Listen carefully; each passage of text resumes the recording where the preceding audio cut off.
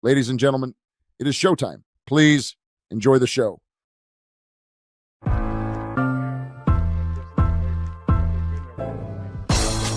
It's the corner where the treats at. Is this the passing of the torch, right? Is this what this signifies? It comes down to that front office and what they feel is most important. The champ is here. We've touched down from a higher plane. Why you made it here? We always look forward to that week because it was always intense. You know that we ain't coming back. We about to. The man, the myth, the legend, Dante Hall. My favorite player growing up was Dante Hall. I love you guys in the show, but Dante was my guy. Get to dashing because you done on the warfare. It's week 6, and we've got a potential Super Bowl preview on deck for Sunday Night Football. The Kansas City Chiefs and the Detroit Lions under the bright lights. The Chiefs enter as a 1.5-point favorites, and you know Mahomes and company will be ready to rock on primetime. FanDuel has every angle covered, from Mahomes' passing props to Worthy's receiving yards, to how this defense handles Jared Goff and that explosive Lions offense. Want even more action? Build your own same-game parlay and ride with Chiefs Kingdom all night long. With fast payouts and an app that's smoother than a Mahomes sidearm throw, FanDuel makes every snap feel bigger. And don't forget, every Friday on Chief Concerns, we drop our best 5-leg same-game parlay for the weekend, plus JD's 10 keys to victory, breaking down exactly how the Chiefs can take down Detroit under the lights. Download the FanDuel Sportsbook app today and make every snap count. Sunday Night Football, Chiefs, Lions, it doesn't get much better than this. Hey everybody, welcome to another episode of Chief Concerns. I am Marcus Dash, and my guy, our friendly neighborhood tight end, former Chiefs tight end Jason Dunn, will be joining us shortly. You know, JD likes to make a little entrance himself, so he'll be coming on here shortly. Going to be a good show. We're going to go through, because we didn't have our usual gray shows, because we had a Monday Night Football game. Usually we do our gray shows on Monday. So this week we'll be doing a tie-in of a little bit of a faster version, a more consolidated version of the grades. And then we'll get into previewing this game against the Detroit Lions. It's going to be a good weekend. I have like a shirt that my brother, who lived in England at the time, we went to play the Lions many years back, 2015. I got this puppy. That's a rare one. It's a London-only shirt right there. Lions Chiefs T-shirt right there. So it's a nice little keepsake from that 2015 game where Alex Smith kind of ate them up in that 2015 Chiefs-Lions game. But I hope everyone is doing well tonight. So, yeah, we're going to do the grades. JD's got some stuff to say. I know he talked about it on Twitter today. He's got some stuff to say about the whole Chris Jones thing. He's going to give us his lowdown on what he thought from the game, what he saw from it. And, yeah, there's going to be a lot to not like, but also, guys, there is a lot to like from that game. I was on the roundtable show last night, and, you know, I got people rolling their eyes at me a little bit, but, you know, for the most part, like, there's a lot to like in those games. You know, early on the season, people were like, oh, what's the offensive line going to look like? What's the receiver room going to look like? What's the offense going to look like? And sure, for the first few weeks, we kind of had that issue. But for the last few weeks, I mean, we moved the ball. We had almost 500 yards against one of the best defenses in the league this past week. Remember, after we beat the Ravens, it was like, oh, well, the Ravens defense is bad. Well, that was a good defense we played this past week. Yeah, we lost the game. We should have won, but forget about the shoulda. We did put up almost 500 yards against them. The running game looked great. The offensive line looked great. So, like, there was a lot to love in that game. So, like, anybody who wants to tell you that the Chiefs are on the down and out, it's like, well, not really. There's a lot to love from what we saw. And this is before we get arguably our number one receiver back in Rashid Rice. So, lots of love from Monday night's game. But yeah, tonight will be a good show. We'll do the grades, and we have a couple topics previewing this Detroit and Chiefs game. Potential Super Bowl preview. A lot of people are saying this could be a Super Bowl matchup. So yeah, and they also had, you know, they're 4-1. They're on a 4-game win streak, but they got their butts handed to them week 1 against the Green Bay Packers. You know, and a lot of people were like, oh man, new coordinators, not the same team, but they came out of that game, won 4 straight. So, you know. And then I got some sound bites from Mahomes, Andy Reid, and Nick Bolton, and Travis Kelce that we will play during tonight's show to talk about previewing our game plan against their defense and, you know, how we plan to play against their offense. So, you know, it's going to be a good episode. So, and it also we'll throw in the invite for you guys to come on and talk away about everything that's going on and ask questions to JD and myself about what you think is going on. So let's see who's in the chat tonight. Got about 30 people in. Hippie Cypriot. Hippie, how are you doing? Hey, everyone. What is going on, Hippie? Greg Spence, test in the chat. Make sure it's not yet. Yeah, Greg, it's working, buddy. We see you. We see you, big man. Hippie. Hannah. Oh, what's going on, Hannah? Hello, everyone. Linda Hunter. Hello, everyone. You guys are so formal with the hello, everyone. I love that. You guys are the best. It's cute. Greg Spence. Hi, HC. Hi, Hippie. Linda, Greg Spence, Andrea Chenault. Hey, there you go. Good evening, Chief Concerns family. What up, Andrea? Greg Rose. Hey, guys, I'm over it, but took 2 days. Yeah, it was tough, man. Shoot. Having to do lives after this sometimes is tough. You know, I have to put on my game face. I have to go from being pissed off and like, you know what, I'm heated. I come on these shows. I have to be bubbly as I moderate, but it's tough sometimes. It's tough because you see me during the game. I'm a mess. You know, getting up all antsy. You can't sit still. I mean, yeah, I'm a very, I don't know if you guys can tell, very energetic guy. I'm always pacing back and forth, getting up. I have my little Chiefs football. I don't know, it's right here actually. I have my little Chiefs football I've had for like 15 years. I got this thing throwing it up in the air. You know, I'm always throwing it up in the air to myself. So, you know, like I'm just up, you know, but then when we get to the show, I'm like, okay, I got to relax. Got to get into it. So yeah. Ooh, my guy, Will, we live, baby. What's up, Will? My guy, Will. Will is Chief Concerns. He's the Taja's hype man. Will is Chief Concerns is Taja's hype man. That's his job there. Joe C, what's going on, buddy? Let's go, Chiefs. Dana Carl, is that a new name? That might be Dana Carl. Well, what's up, Dana? Marcus, how did you become a Chiefs fan or a KC fan? So Tasia, you guys know Tasia, on our post-game shows and our betting shows, my older brother. So I have 4 older brothers. We all live in the DC area, grew up, born and raised here. My oldest brother is a Baltimore Ravens fan. My second oldest brother is a Oakland Raiders fan. My third oldest brother does not watch sports. Fourth oldest brother, Tasia grew up watching Raiders games with my third oldest brother. And then in doing so, he got to watch Chiefs. And so it was during the Montana days where he became a Chiefs fan. And then as I was growing up, I got to watch the Chiefs with Tasia. And Tasia was watching the Chiefs when that was for we had. Man, I instantly fell in love with that team. And from 2001, 2002 on, it's been all Chiefs all day long, baby. So yeah, I bleed red and yellow ever since then. So Tasia's the reason why, but JD's team is the real hook that got me in. JD, Dante Hall, TG, all those guys, Priest. That's where that hooked me into being a Chiefs fan. So that's why, Dana. Oh, asking you how you became a Chiefs fan. Yes, sir. Yes, sir. Yeah, they have to hear the origin story. You didn't tell them I sent you a signed jersey when you was younger? Well, I used to collect rookie cards, and I remember when I was young, like I still do sometimes, but when I was younger, that was more of a thing. I remember I had a rookie card of you, and I was like ecstatic about that. And I remember I had that, and it was like in your EK. I think it was a Senior Bowl. It was your Senior Bowl uniform, but as the rookie card. I remember I was ecstatic about that. That was one of the first gems of my rookie card collection, JD. Oh, really? Oh, okay. I feel honored. I feel honored. How's it going, my brother? Doing all right tonight? Pretty good. Yeah, I think everyone's kind of gotten over the loss from Monday night. I was just kind of going over. Based on everyone's in the chat, everyone seems kind of bubbly and ready for this episode to hear your grades and also preview the Lions game. And I think I'm curious what you think about this. It was a loss. It was a tough loss. It was kind of a gut punch, right? It was a game we should have won. But to come out of that game, it wasn't one of those losses where like, oh man, like I feel hopeless about this team. It's like, no, like the questions that we had going into the season about the offense, about how the offense can get back to its ways of a couple of years back, you know, being more of a high-powered offense, the offensive line. Like Josh Simmons played that game with, I don't know what his illness was, but he played that game with an illness. He had a questionable tag right before that game. And that dude, I mean, he was going to get some decent defensive ends on the other side. And I wasn't worried about I'm not even worried about the left side anymore. I just go into the games thinking I don't have to worry about the left side anymore. And you can tell Mahomes isn't even worried about that anymore because he's letting it fly and he's getting all day back there. So like all the stuff that we were concerned about going into the season, I feel like we are like happy about a lot of these things. And like going into a week we're playing the Lions and then the next week we'll have Rashee Rice back. I think there's so much to love about this team right now. And it's like for people to sell, and I've seen a lot of fans say, "I'm not down with this team. This is a punt year for us." It's like it's not a punt year for us. So I don't know, but lots of love after what I saw on Monday night.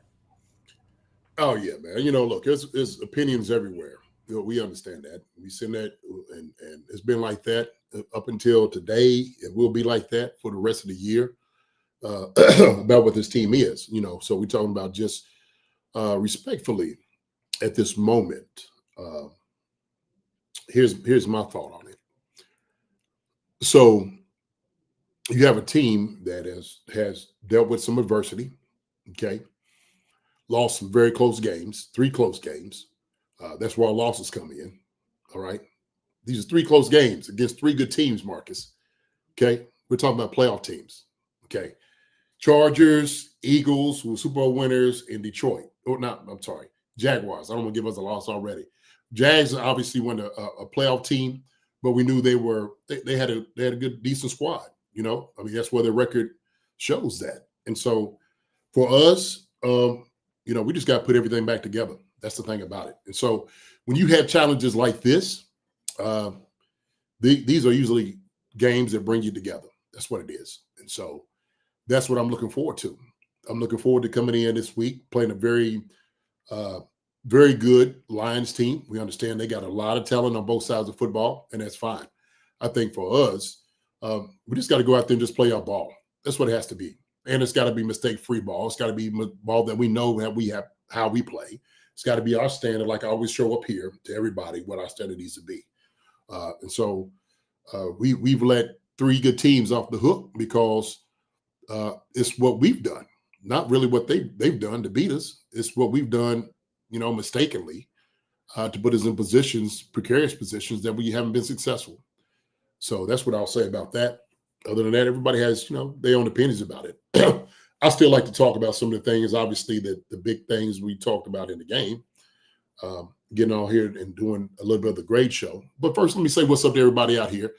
What's going on? Witchy Hall, Andrea Chenault, Hannah, Tato Free, Bout Time, John 51, Seafood, Lamar Bodywork. What up, Seafood? Joe C, Greg Rose, Stanley Mooney, Greg Spence, Chiefs fan 1969, Sparkle Sports Car. Good day, mate. How you doing down there and down under? Hope we're being able to come and give you a little bit more entertainment. I know you're enjoying it down that way. Hippie Cypriot, Linda Hunter, Thomas Maggard. I was just thinking Sparkle Sports Car. I watched the Pelicans play down there, played Australia. I guess they down there for NBA. I kind of watched it. I'm a big Zion Williams fan.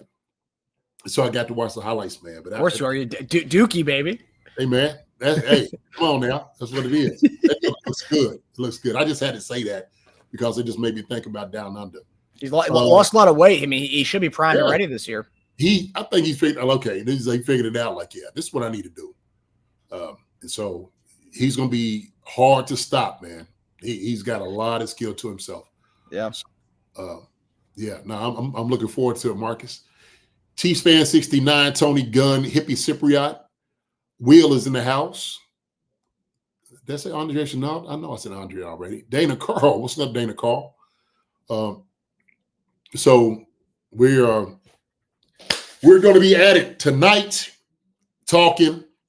And, Marcus, look, I'm going to go through this real quick. I don't know if you even have the film of like that last play of the game. I can pull it up. Because I want to kind of talk about that a little bit too. Mm-hmm.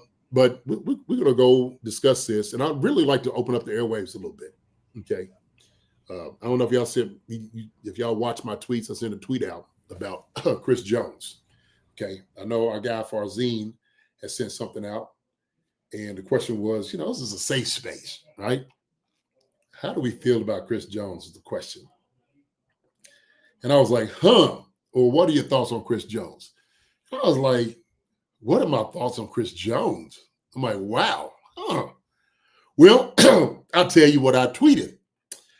So I said, the best defensive tackle in the NFL, point blank, period. And he's our guy. Sack Nation 1,000%.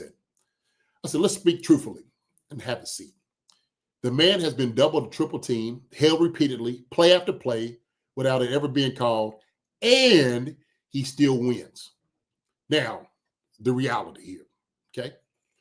That treatment probably has worn him down. Not an excuse, but that type of attention can take its toll, and I believe that it has. The Chiefs didn't address getting another dominant, true defensive tackle beside him in free agent or the draft until this year. So we got Norman Lott, right? We got Gelati, of course. But I said that's a big part of the problem, and it has been. And so, Marcus, I've been one of those on this show for the past few years. They've been screaming. We need to partner somebody up with Chris Jones on the other side to be dominant. Now, we wanted 2 or 3 guys in this draft. At least 2 or 3 guys, at least. Nothing taken away from Turk when he was here. Other guys, Big Mike. Mike had a role what he played in. We ended up getting rid of him. But as far as another guy, big body dude to give you something inside, we just haven't done that. I just can't understand why we haven't. Okay. Norman Lott and Ashton, those 2 guys are going to develop. Okay. It's going to take them a little time to get to where they need to get to. They'll help out. I also talked about this. I said, we finally have some young talent that is developing, but it'll take a little time. Switching up Jelani and Amenahu, who had a great game, by the way. And Amenahu was another one of those guys, after he got hurt, it kind of slowed us down. And Amenahu being able to be versatile, moving in and out, helped out us immensely. But I think Amenahu's starting to get back into where he needs to be, physically in shape. I seen it this game. And I'm like, okay, he looks different than he did the first few weeks. And so sometimes your knee just takes a turn. And I think he's starting to get where his body is conditioned to play the way he needs to play, getting back into it. But he had a good game this game. I said, when they switch up inside, it helps until Noel gets back. Now, zero excuse for the no hustle play. He knows that. But CJ makes everyone out here better and their job a lot easier. That is a fact. The fact that you have Chris Jones, who has been, and they said PFF, through PFF's grading system or whatnot, they have the whole the Venn diagram of how they do things. And Chris Jones is all the way up in the corner, double team, but not only just double team, but winning. He's almost in the stratosphere. He's in a whole area of himself. That's what Chris Jones has been for us. So he's still the best. I have full confidence Chris Jones will turn it around, put my money on CJ more than anyone else at that position in the NFL. That is an absolute fact. I will take my money today and I'll put my money on 95, okay, to be dominant, because that's what he does. He's dominating every single game. He has been doing it for the past few years. It was always him and Aaron Donald as the best defensive tackles in the league. Not even close. Not even close. Other people could talk about whoever else, man, but when Chris decides to dominate, coming through double teams, being held, I'm talking about held every single game around the waist, and they don't call it, all right? So this is not a cry. This right here is an observation that they just don't even make these calls on him. And he still wins. He still comes through there. And it's really unfair to him. But somebody has said, well, somebody else is one-on-one with the guy. Absolutely they are. So they got to win. That's what it's about. It's about winning your battles. Excuse me. Chris is almost doing the job of 2 guys, 2 men, play after play. Okay? So if I decide to give Chris a little grace for that last play, hey, he knows he needs to do it. I would tell him, hey man, you gotta hustle on this play. You can't take that for granted to think everybody's gonna get him down, right? That's the one thing that you tell him is you can't take that one play for granted. You go all out on that one play. If you know what it's supposed to be for that one, you're supposed to give it your all. Okay. And so he didn't. And so there was that moment. But it doesn't diminish everything that he's done here with the Chiefs. Doesn't diminish anything as far as what that man has done here. So that was my thoughts on Chris Jones, right? You're standing around. I don't know, because it looked weird because Tranquil comes in and almost like takes this over. So I don't know if they was running like a fire zone split, a blitz. Fire zone is when guys back out, almost from a defensive tackle, and that's what happens. A lineman drops. So was this something that they would try to run? Dropping Chris? Not sure. But the thing is, there's one guy on his legs, another guy on his legs. Okay. He gets through there. Now, if Chris is hustling all the way across there, he may get him, he may not. We don't know that. But still, that should be, without a doubt, that should be him going out all out, full speed for this. Okay? It should be. No question about it, right? I don't think anybody questions that. He doesn't even question it. So I had people responding to me, oh, well, I wanted him to take accountability. In his press conference, he's like, hey, we need to make the play. We need to do it. So I don't know if people want a letter of apology from Chris. I don't know what they expect, him to say, like, okay, take accountability. Is that going to save our feelings? Are we going to feel better about that play? It isn't. It's not going to make us feel any better. We know, especially if we have seen historically in the past what Chris has given to this team. We know this, okay? So I don't need no apology from Chris, not at all. And I'm one of those guys as a coach and as a player. I like dudes that hustle every single play. And I love guys that don't hustle. And I'm going to tell you what, there's a few moments, a few snaps out here that it wasn't Chris. I see it happens almost every play from different people that made loaf on a play. I looked at one. I remember I was going to send you something because I watched, what's his name? The number one wide receiver they got down there with the Carolina Panthers. Oh, Ted McMillan? Yeah. And I watched him come off the ball, and he didn't even come to try to block his guy. Not even an attempt. And so that's indication on those teams. And I don't know if somebody pulled him aside and say, hey, man, what are you doing? You only run when you're about to get the football? Because that's not the way it should be. Now, there's somebody on our team that did a loafing offense that, we could have probably almost had a touchdown. I'm not sure. But I see that a guy didn't give it all out to go block. But we didn't call him out. So there's things you can pull out here and there, almost practically every play, Marcus, on the football field. But, it's Chris Jones. We hold him accountable, as it should be, as we should do. And Chris holds himself accountable. So I don't have to do it. I know he's going to get on himself with this. Okay? So I know he's kicking himself like, hey, daggone, I should have gave. We can't assume anything on these things, right? As a defensive player, and he says it himself, we can't assume that the guy is down. We got two guys on him. We can't think that, right? So that's how I think. That's what I think about Chris Jones. Chris Jones still the best defensive tackle in the league. Now, here's the thing. The numbers and stuff like he's had this past year, it hasn't been that. All the years prior to that, he's always been the best defensive tackle. That's where he's been. Bottom line, period. And I said this before, and I say it again. I keep saying that. Chris needs some help inside. He needs some help. And as a leader, we should be able to give him some help. I don't think there's nothing controversial about any of that whatsoever to give him some help. And that means you got to get somewhere out of the guys that's in there. And I love Charles was there because Charles showed he can do it, right? Same thing. Karlaftis, hey, we need him to turn the corner, to get up there, to make sacks, to do all those different things. Those things have to happen. We got to see it from everybody. Hey, we ask Superman to always come save us. Come save us, Superman. Come save us. And the whole time, Superman even need a Justice League, don't he? He does, yeah. I mean, at times, Superman like, hey, man, I need, Batman, Green Lantern, Flash, Wonder Woman, whoever wants to be, Aquaman. Where you at? Hawkman.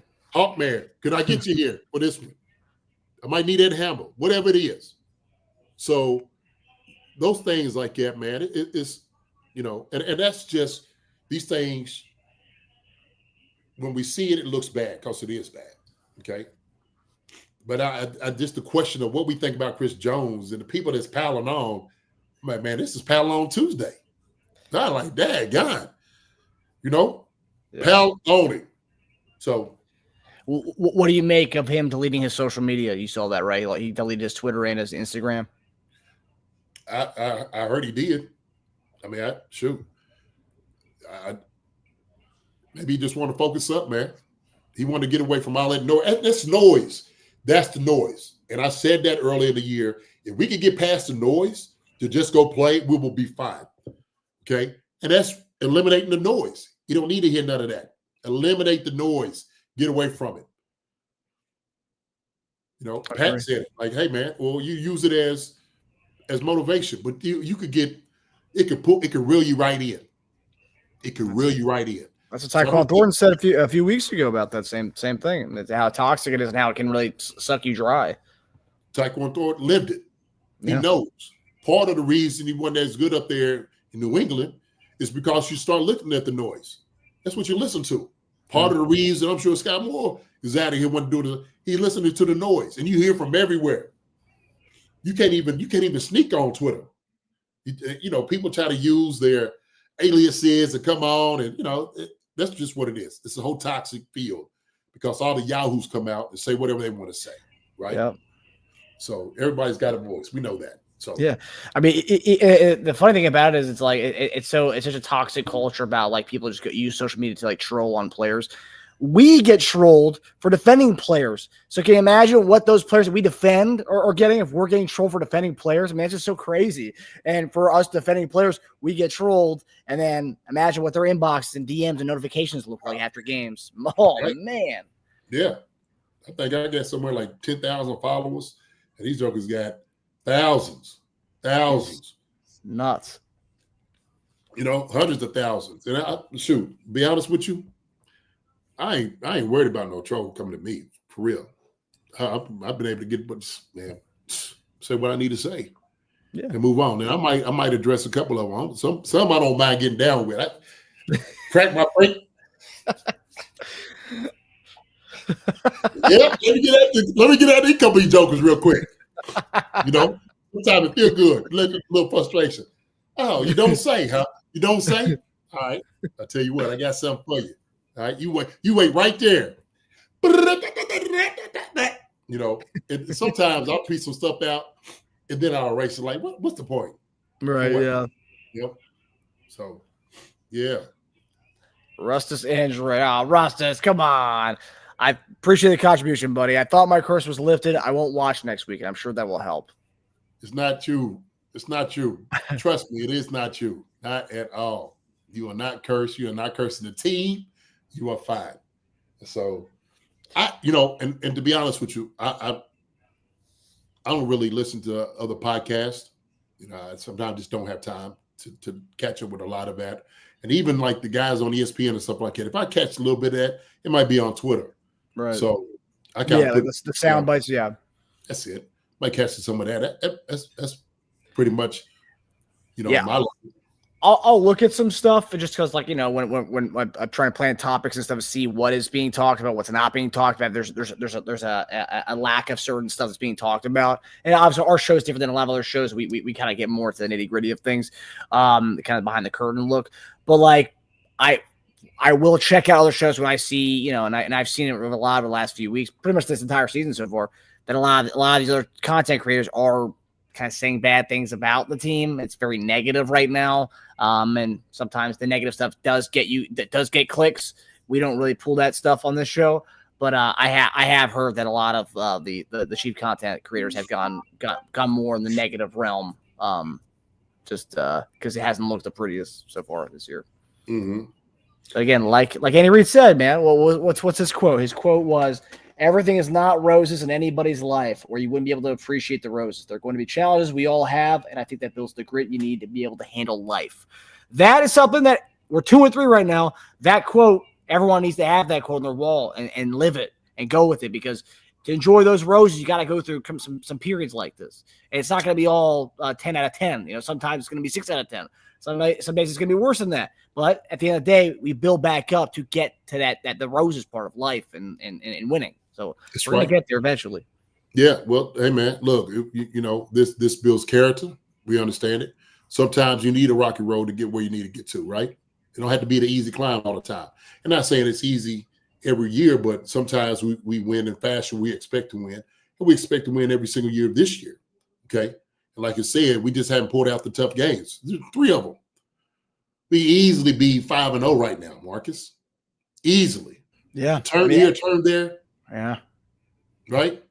Yeah. But because the Chiefs have already set the bar so high for us, everybody always expects, and we all expect that. Heck, the players expect that. Sure, they expect it more than we do to be great. They don't do it. Oh, man, this is all this. Hey, man, all that noise. It's noise. So, and I'm giving it from a player's perspective. How much you don't hear, what you need to stay away from. Because, if you're losing a lot, you can find if a guy's giving it his all and where he's at with it. You really can.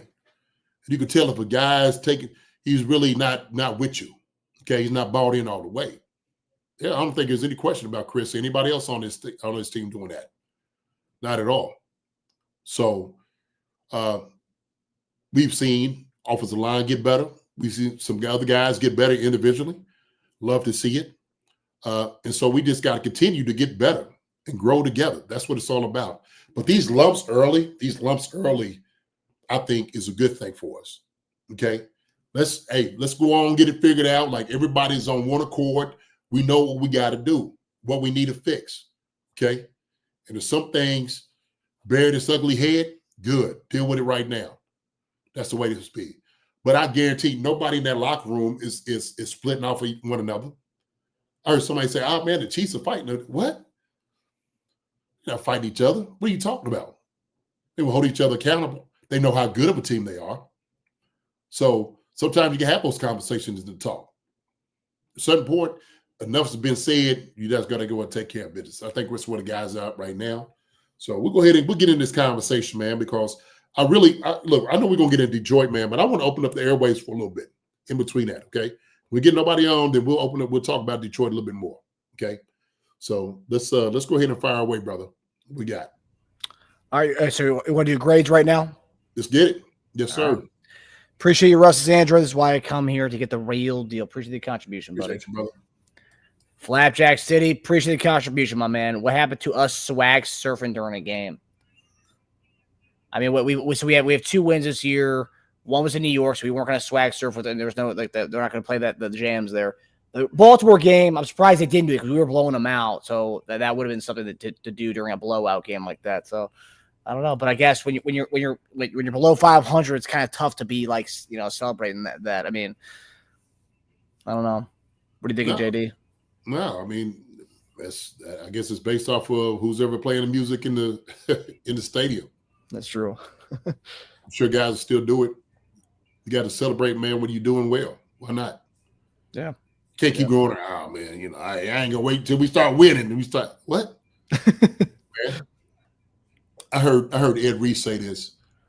What did he call him? And it was so true. He was talking about the year they was going to Super Bowl. And he was talking about how guys in the locker room was cutting tape off, not even throwing it into the trash can. And I was just like, yeah, that's shoot. When you got guys holding each other accountable, that's what it takes. So, oh man, what did he call him? But I was just like, yeah, that's a good word. It wasn't jokers, or he's like, but whatever it was, I was like, yeah, we don't have that. We have guys that's gonna hold each other accountable. We know that. Yeah. Yeah. The one thing about this team is it's a good mix of youth and the veteran types in the locker room. Our average age is like 25, 26. So like people want to say we're an old team, which I've heard that criticism. A lot of us it doesn't make any sense. Yeah, there's like 2 dudes that are older, but like everybody else is young. So yeah, we have enough of those guys who've seen they've seen the ring, they've seen at what winning takes and what it looks like, that you can have that kind of impact on the younger fellas. Yeah. Yeah. All right. So now we're going to get to, I guess the way we're going to go tonight, we're going to do the grades, and then we're going to have you guys come on and you guys can ask questions to JD about about his grades, about the Jacksonville game, anything. And then we'll go into the preview aspect of the Lions game. Yes, sir. All righty. Okay. So here we go, JD. So here we go, man, with the Chiefs, Andy and Nagy. Play calling. I tell you what, there was times it was brilliant. You know, what we were doing, getting the ball out of hands pretty fast. We need to go on the center with play action. And I've been saying this over and over, Marcus. When we go on the center play action, it looks great. It looks exactly how it's supposed to look.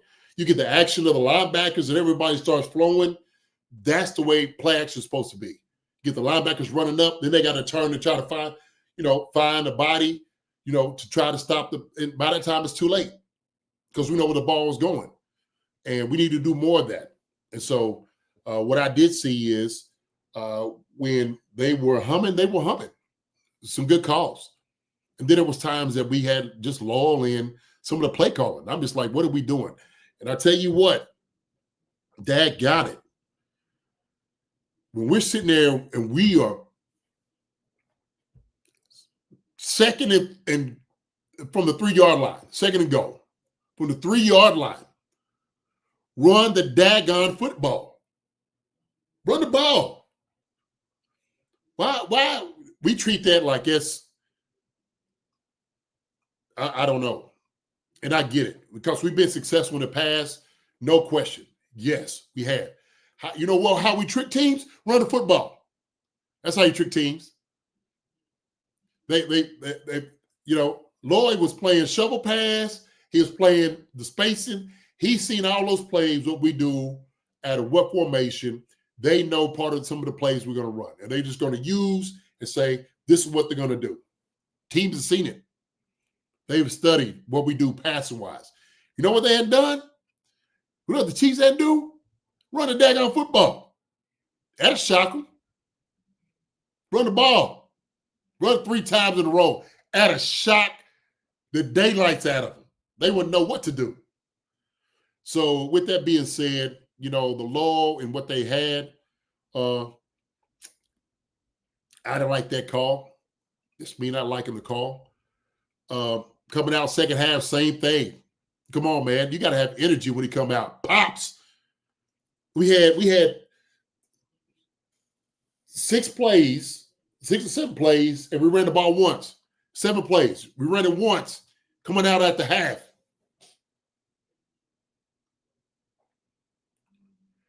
So, man, I gave Andy and those guys, I gave them a B-. That's what I gave them. So fair. No, I definitely agree with that. Yeah, the 2 things that got me were the our last possession before halftime, and then the possession we got right after halftime. It was like, what? I mean, how? We was handling them that first half, handling them, and we knew if we go down and score now, right? They make it and score late. We got plenty of time to go down and score. That's forever for us on the offense. I'm like, what are we doing? Oh, and then it's like we get the ball at the second half. We go down and score, it gets something, field goal or whatever, right? Come back, score again. This game is over. They are folding up. They are folding their tents up and going home. I guarantee you, that stadium would have been empty. If we scored coming out, half third quarter, they would have been gone. Duval heading home. That's what happened. Yeah. That's why I gave B-, man. And that next possession after the interception was also a punt too. And that hurts as far as like momentum wise. Like you just let the 14-point swing and then you get the ball back and you don't do anything with it. The play-by-play was punt, touchdown, punt, interception, punt, touchdown, end of game. Could have did better than that, man. Yeah. Could have ran the ball for them. And the thing is, man, I'm telling you, man, Pac and Hunt was eating.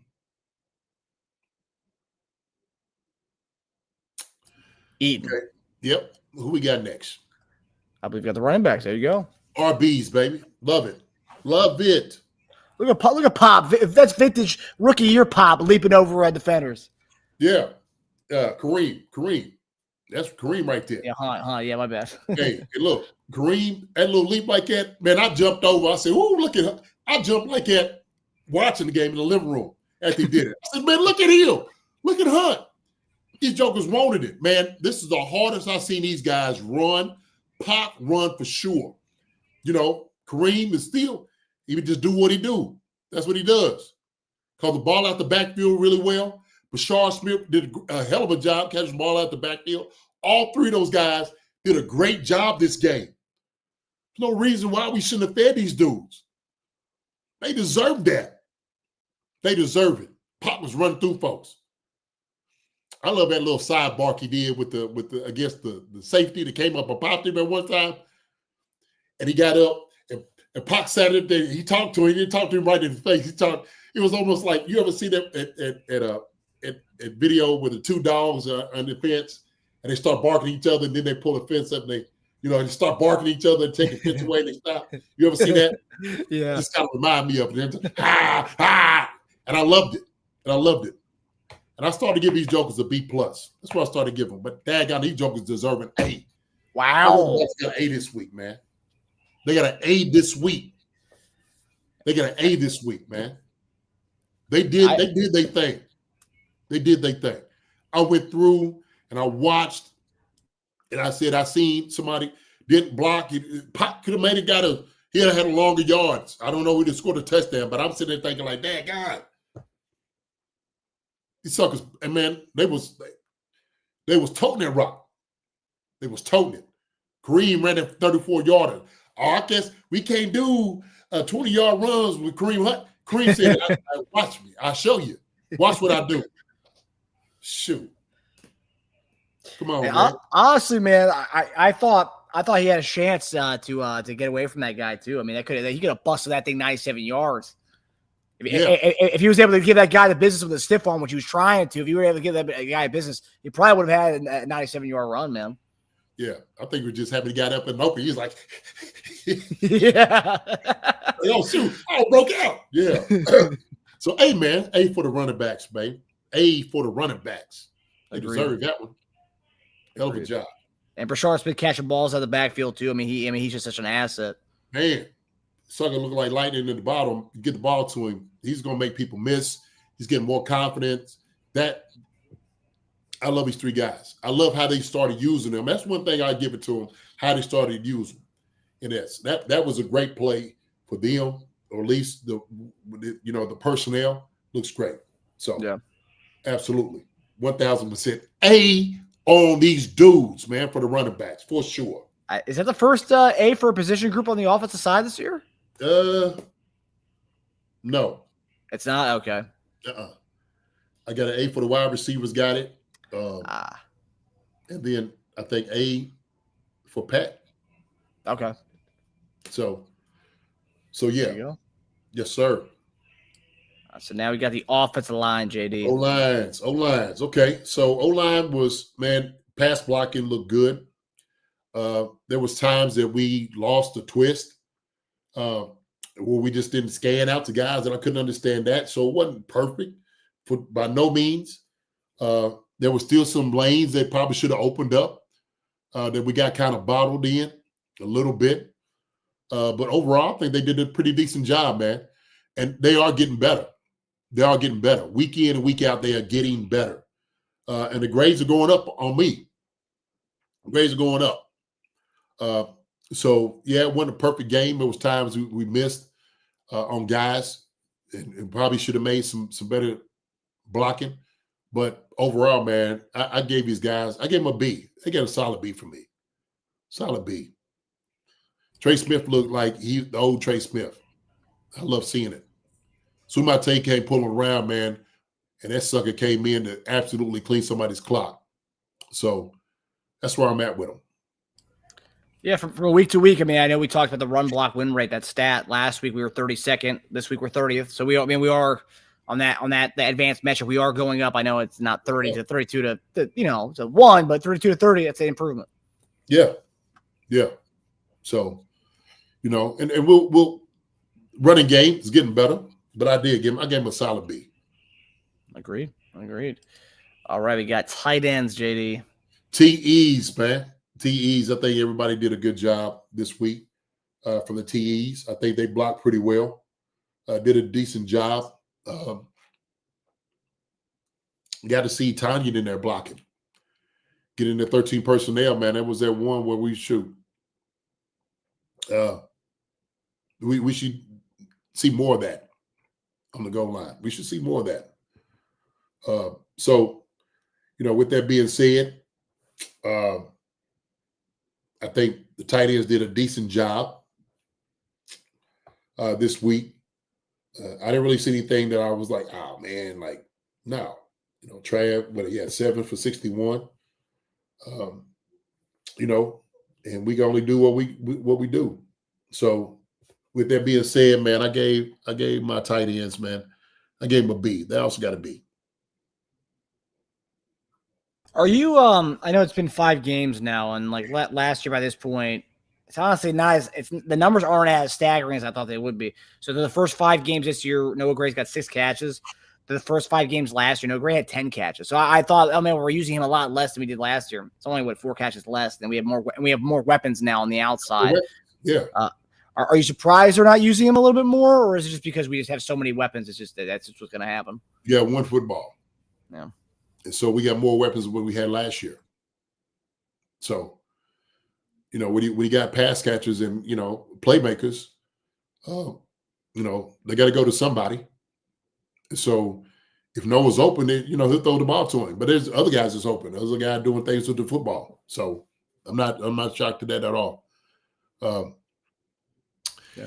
I was going to give the Titans a B+. Trav looked good out there, making some good plays. We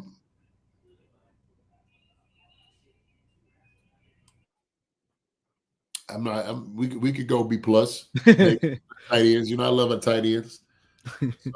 So, and you guys had a score. You guys had a score this weekend too. So yeah, we had a score.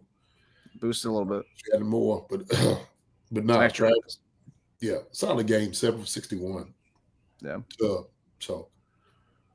Apparently historically his numbers have been. Someone went back and looked at Kelce's numbers over the years. The following game after Taylor Swift's albums came out, and his numbers over the years have been amazing. Obviously, he hasn't been dating her this entire time, but just based on when her albums come out and for how he always does after those games, he always he dominates. Apparently, there's a lot of funny stats like that this weekend. Like Purdue is apparently 0-13 or 0-8 for every game that after a Taylor Swift album comes out. So there's a lot of metrics like that. But Kelce's numbers are awesome whenever an album of hers comes out. And he tore it up this weekend. Mm-hmm. They did. All right, now we got wide receivers, JD. Man, wide receivers did a good job catching the football, scramble Jill getting open, making some tough catches. Not really, I can't really say too many bad things about these guys, but there was, a couple glaring things as far as blocking that I'm like, hey man, get on your guy. Get on it. I know you're fast dudes. You don't like getting your cleats dirty. You like mixing it up. Sometimes we got to get there and block. But I think they did a great job. So for the wide receivers, going out there, man, I'm talking about everybody caught the ball, right? Taekwon 3 for 90. Explosive. Hollywood 4 for 48. Incredible. Xavier Worthy 6 for 42. Juju Smith-Schuster 2 for 17. I mean, I'll take that stat all day. But I wouldn't wide receivers. I gave him a B+. And also too, I not a receiver play, but this is a football play. Even though Devin Lloyd scored on that, I think you got to give Tyquan Thornton some bonus points, man. For dude, that dude was so far away from that play, and the way he caught up was so fast. There's a view of it that I saw, a video of it, where you just see him just tracking down, coming all the way, and catching Devin Lloyd. He didn't get him, obviously. He tried to punch the ball out, but Tyquan, man, woof, he got fast as heck. I know, but he got a strip at. That might have took him down from B+ to a B. You got to straight. I mean, I know he was trying to punch the ball out, man, but you come over top and try to rip, because I know he didn't. I know Devin Lloyd didn't think somebody was going to run him down. No way. Yeah. So, but yeah, Taekwon, I was like, man, where's the fat? Where are they? That's what I was trying. I was like, where's our guys at? And so I knew somebody had to come. I knew somebody was going to try to run him down. And so. Yeah, it was just him and Kareem are the only two there. Great effort, man. Great effort. We got to make that tackle, though. Yeah. We got to make that tackle. So. All right, our final offensive player, we got quarterback. QB. I mean, Pat, 6 carries for 60 yards. I mean, when we talk about 29 for 41 for 318, 1 touchdown, he threw the interception for the 99-yarder. But Pat, he said he got to make that tackle. And one thing, I at least appreciate him trying to make the tackle. Other QBs, I'm sorry, suckers won't even attempt it. They won't even attempt. Now, Pat got to make that tackle, though. That's a fact. I want him to come in and, take him legs out, whatever. I don't care if you had a kung fu kick him in his knees, get him down. Okay? But go on and make that tackle. And I know Pat, there's certain guys that there's moments that they've been waiting for. And I think Pat that was his moment. He was waiting for, like, oh, shoot, here it is. Right? Here it is. And he goes, he looks so unathletic. And I'm like, oh, come on, Pat. Come on, Pat. Go on and make that tackle, man. Go on and make it. So, even like you said, slowing him down, getting in his way there, slow him down, mirror him as long as you can. Okay, let him block you in the back. Use the sideline as your other defender. Whatever you need to do, just slow him down. They asked him a question. They asked him a question today. The press, his press conference today, saying, "Has Andy Reid ever indicated to you like he doesn't want you to get involved in those things?" And he was like, "I'm a football player I'm a football player first before I'm a quarterback." And I thought it was an amazing answer, right? Because you are all you guys are football players before you're tight ends or whatever. I mean, whatever you can do, you do right on the football field. So I love an answer from a quarterback to say, "I'm a football player before I'm a quarterback." That's how it should be. That's the right answer. It wasn't an amazing answer. That was the right answer. Yeah. And all the mother suckers that turn around and I'm like, you are a sorry sack of boo-boo is what you are. I can't stand that. I absolutely runs through me when I see quarterbacks do that. I'm like, no effort, and that's your fault? Never. Hey, Trent Green would never do that. Trent going to try to come make that tackle. He's going to try to get in the way. So I might have to go check out the film, make sure Trent was doing that all the time. But I know Trent would go after the guys. He would. No, he would. Because that was just in him. Right. He was. Shoot, most quarterbacks. Now these suckers is making $50-something million a year. And you go out because your toes hurt. That's why. Your softness. Softness. Pharmacy cotton out there. Out like some Charmin. Oh, I made a boo-boo. Oh, let me turn around and sulk. Get your butt over there and try to stop this guy. So, but I gave Pat, man. I gave Pat a B+. A B+, even with the pick six. Okay. Actually, I gave him a B. Okay. I gave him a B. Okay. We have mostly B pluses. I see. Yeah, I see B minus, B, B minus, B plus, B minus, B. The pick six, B. Pick six. There you go. Yeah. See, everybody's on the same page with me. I gave him a B. Yeah, without the pick six, you can maybe argue A plus. Honestly. Yeah. Yep. The pick six. That's why I say, man, you got to get him down. So. Yeah. All right, now we're going to go defensive side of things, Spags. And remember, guys, the completion of this, we'll do some commentary from you guys. So I will post the link in the chat now so you guys have that handy when JD's done with the defensive grade. I love it. Richie said, I would pack and tackle and break Rice. He can tackle the joker to pick us off his pack. That's for daggone sure, Richie. Tell the truth on that one. That's for daggone sure. That's beautifully said. You best believe that joker can make a tackle. He done took Rice out for almost an entire season. That sucker can make a tackle. Yeah. He should have strapped up his chin strap. Is like, you see what I did to Rice? That's how I should have been talking to after he tackled him. You know what I did to Rasheed? You don't get the same treatment. JD, how do you feel about this? I saw a lot of people say on that interception, because a lot of guys had a chance to grab him of some sort. I've seen some fans say, take the personal foul penalty, horse collar tackle if you have to, and just take the personal foul penalty because anything is better than what happened. Yeah. But I guess if you think you got him down, he's going down. I'll take the horse collar too. Yeah. I'm fish hooking it. I'm right here. I'm all of it. Whatever you got to do. And all of that. I'm going to walk to the sideline with his helmet in my hand. And he's down. We'll take it. But I guess everybody just thought he was going to be able to get him on down, man. So man. That's one of the most athletic linebackers in the league. Yeah, for sure. It's going to be a hard task. That sucker was moving. He was moving. Man. Can't believe that happened. I'm still in awe of the whole thing. I know it.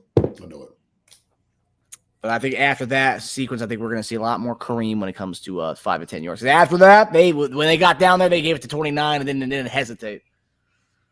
Mm-hmm. All right, JD. So now we got Spags. How do you rank Spags' coaching from this past weekend? Ooh. I don't think Spags did a bad job.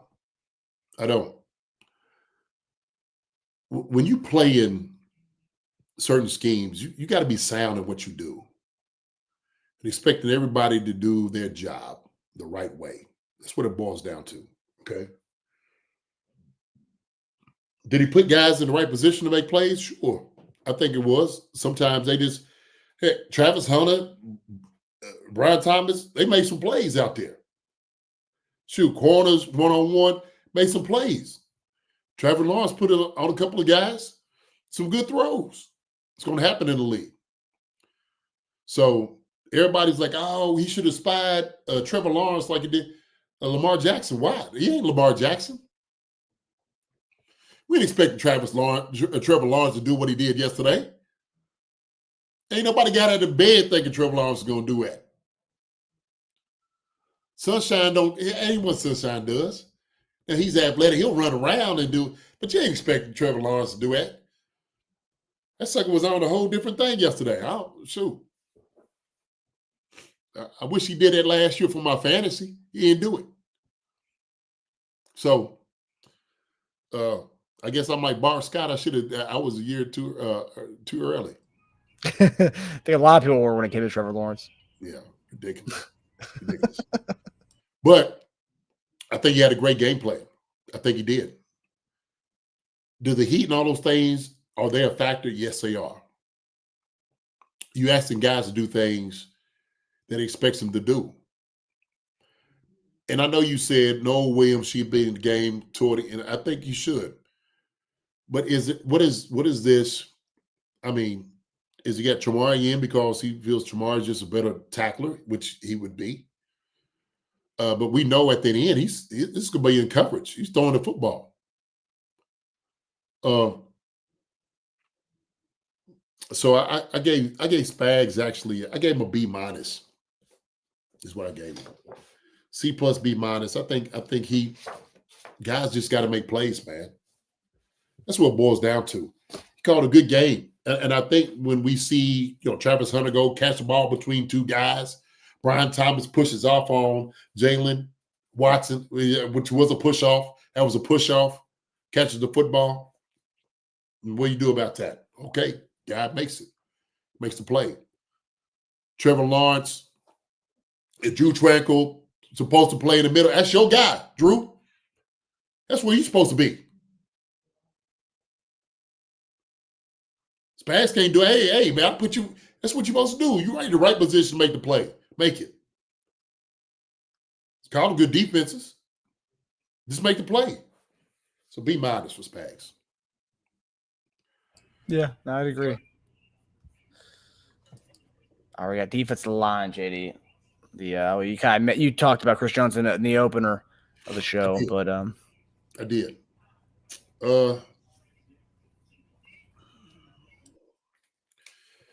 D-line, man, they had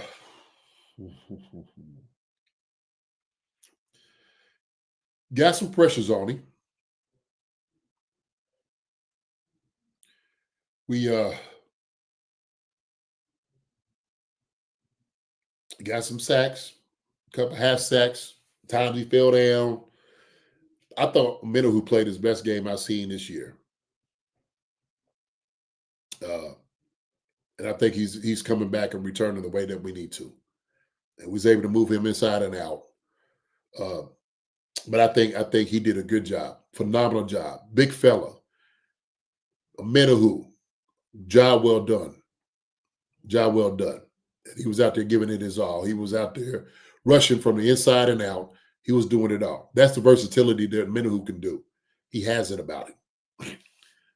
Now, the other guys was trying to get out there, work out there. There's some big suckers on Jags, man, trying to get around them. And we need to create more of that pressure and pass rush, and we didn't really see a whole lot of that. We didn't see them winning one-on-ones. Sometimes running the football, I was watching our guys get drove off the ball 5 yards. I'm just like, how we get a holding call and we almost 4 or 5 yards down the field, double team. You supposed to, if you're gonna hold a guy, hold him at the line of scrimmage. Make a pile. Don't get driven off 4 yards and then hold him. What good is that? They already in the lap of the linebackers. Linebackers can't flow to make the play. Hold them suckers right there on the line of scrimmage. I'm just not understanding. I'm not getting it. From some, I can't. So Chris is not the problem. There was times he wasn't coming off the ball like he should have. Could have definitely been better. Times they made sure, I guarantee going into the game, it was make sure you have 2 hands on Chris, or not 4, and then come off and come get a guy. That's what they were doing. They was making sure they stopped Chris's charge before anybody else. That's how long they could wait from the other defensive lineman to come out. That's crazy.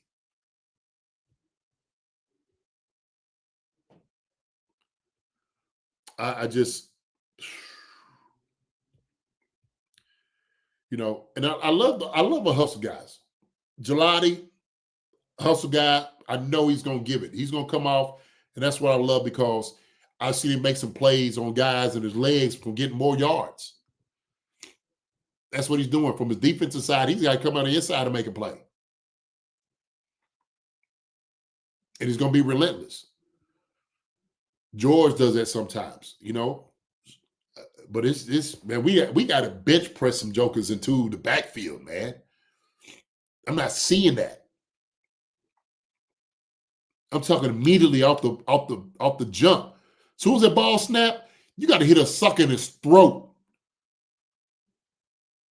Where he's thinking over on the sideline, I go see the doctor. We had a guy who did that, but he's in Cincinnati now.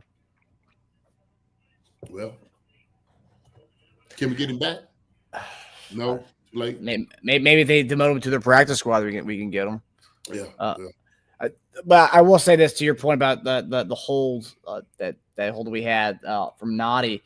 I know we take PFF grades as a grain of salt, but just to put that out there, PFF grades has graded 119 eligible defensive tackles this year. Uh-huh. Derek Noddy ranks 119th out of 119 on a PFF grade. I mean, you can't make this stuff up. Wow. Really? Yeah. Yeah.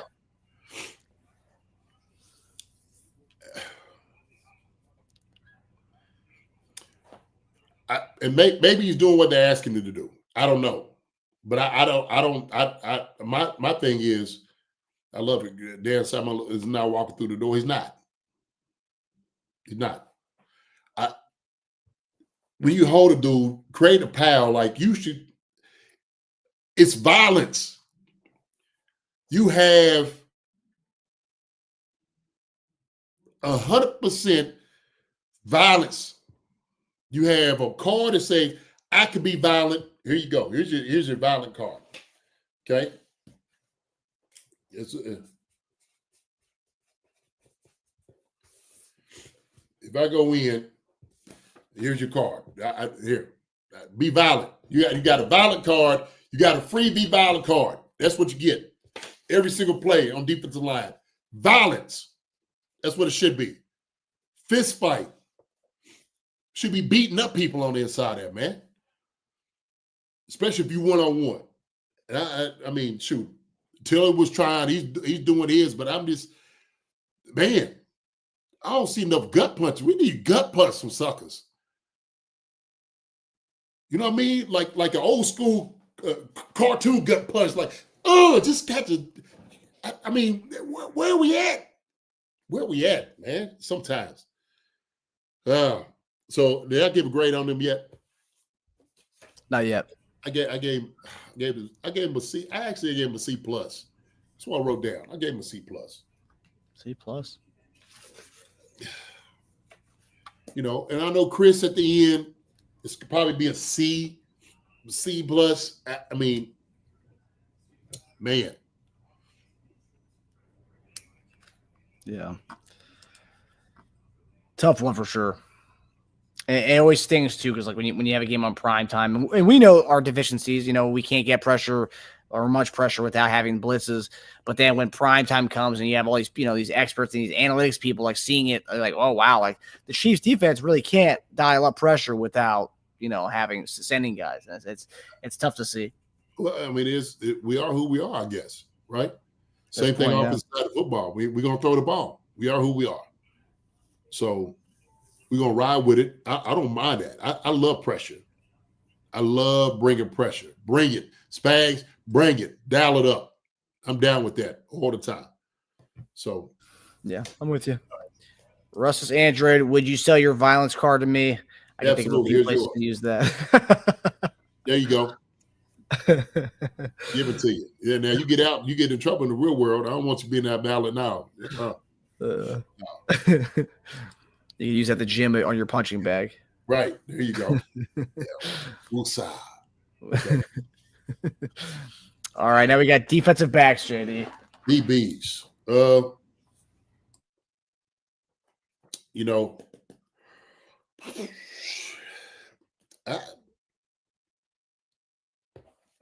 guys got to make plays. That's what it boils down to. You know, and they played pretty decent this entire year. They have. I think the lowest grade I have right now, Marcus, I've seen them. We said they got B plus, was an A minus, they got a B. But this week, I mean, you got to stop the guys. You know, when I'm sitting there and I watch the Jags, Brian Thomas at 4 for 80, Travis Hunter 3 for 64. You know, Strange 1 for 22. I mean, nobody was that. De'Ami Brown caught 2 for 15. But they caught him at the right time, right? Times like, ah, daggone. So I think we did a good job. We was in the right places and position. I said it at the first of the season. I trusted. I'm like, hey, man, I don't want to see no safeties on wide receivers.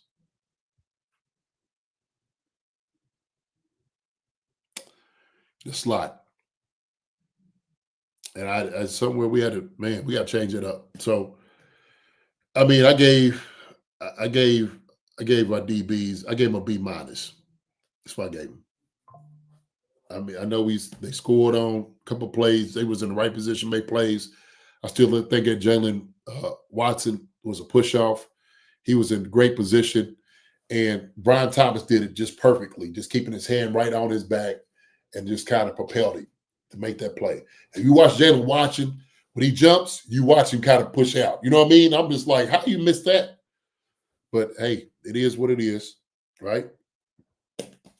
So yeah, we've been saying that for since last year, since that Chargers game where Connor kind of got eaten up by Ladd McConkey. I mean, like it's weird because for the Noel Williams situation, it's like I don't know what their scheme was and why they did that, but to go from 2 straight weeks of progress in his snaps, more and more and more, to go like back down again was a steep decline to 4 reps was just very interesting. And I don't know what the schematic reason was behind that. Just interesting. Well, I mean, really, if you're thinking about it, you got your guys out there that can handle everything you got. Brian Thomas, Travis Hunter. I mean, you're thinking the guys that you have starting is going to be able to handle that. Right. But as soon as I seen Brian Thomas move to the inside, I would have been matching. Travel. I would have asked travel. Hey, Trent, travel. I would have made that point. That's for daggone sure. Wherever Brian Thomas is, you mirror him. Right. We got to be able to travel. I would have did it. So, yeah. And you think that's you know why they put him right there in the slot? For that reason. To get that matchup they wanted. Matchup. Why not? Oh, okay. We figured this out real quick. Well, yeah. Hey, Brian. It's when did that change, JD's in the NFL? Where like because back when you played, even like 10 years ago, the best cornerback was following the best receiver. It didn't matter where they were following them. And now it's just you have that side of the field, you have that side of the field, and that's it. However, whoever lines up on you, that's who you got. When did that change? I don't know. I'm not sure. You sometimes you're not asking these guys to do it anymore because they had to do that. Well, I'll say this. You would think guys have gotten better covering, okay? More athletic. They're learning well because there's a lot more passing. It's more passing league now. So DBs would be a little bit more in tune to like what you need to do, right? Right. So you're saying, okay, we don't have to travel that guy. Why? Because he's been playing these guys all over the place anyway. So he's going against the best receivers because that's how it's a passing league. They're used to getting passes. Now you don't have to have a guy that, they run the football 35, 40 times. So then their legs need to be warmed up. Right. I was asking Frank Minifield.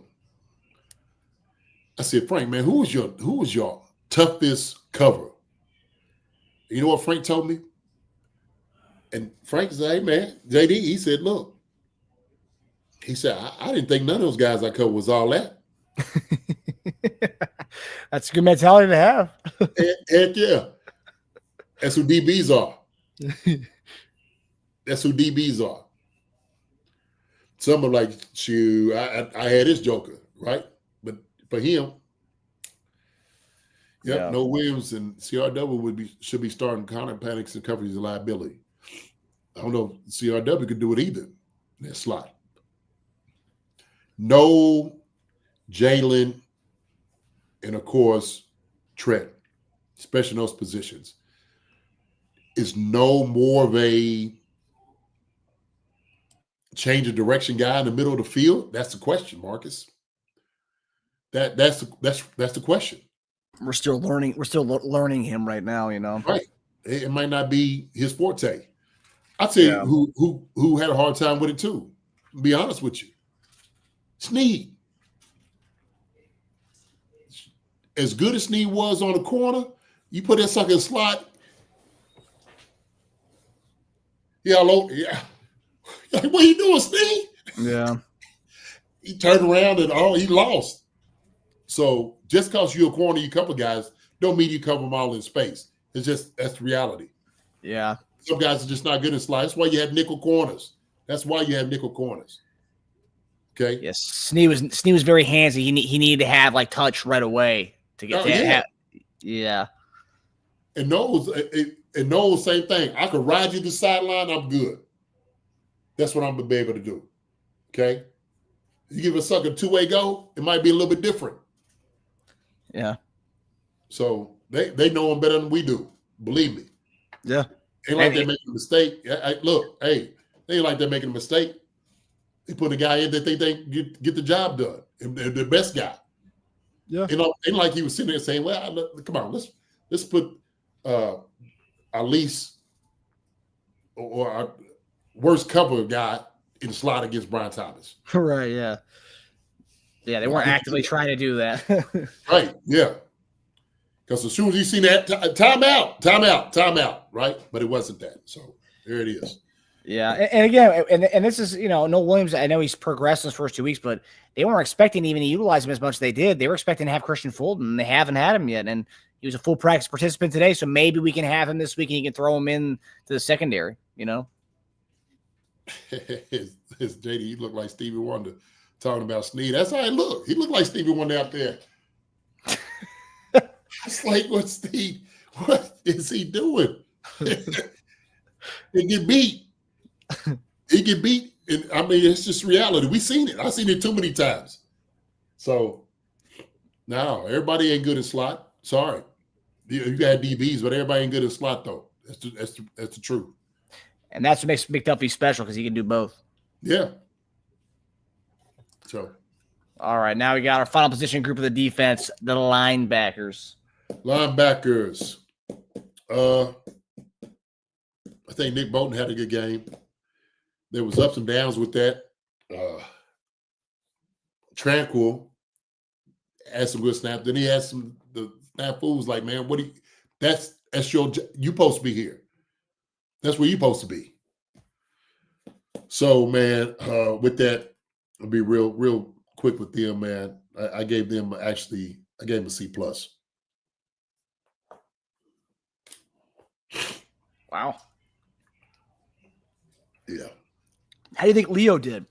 They were using. I mean, I love the utilization of him. They're using him all over the place, and I love that. No, I do. I love it. I want Leo when he's in those positions. I want to see something. They put you in there for a reason. Go get pressure. Go tear a guy up. So I'm expecting something when they put him there. That's what I'm expecting. When they put you in the pass rush in this position, go get it. Now go eat.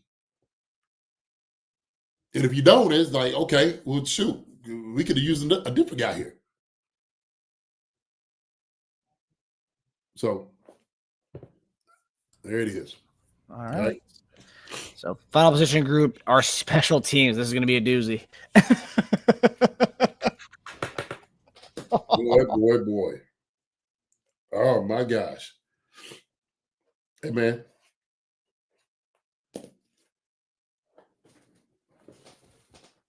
The penalties on special teams at the end, us not covering the gunner, is ridiculous.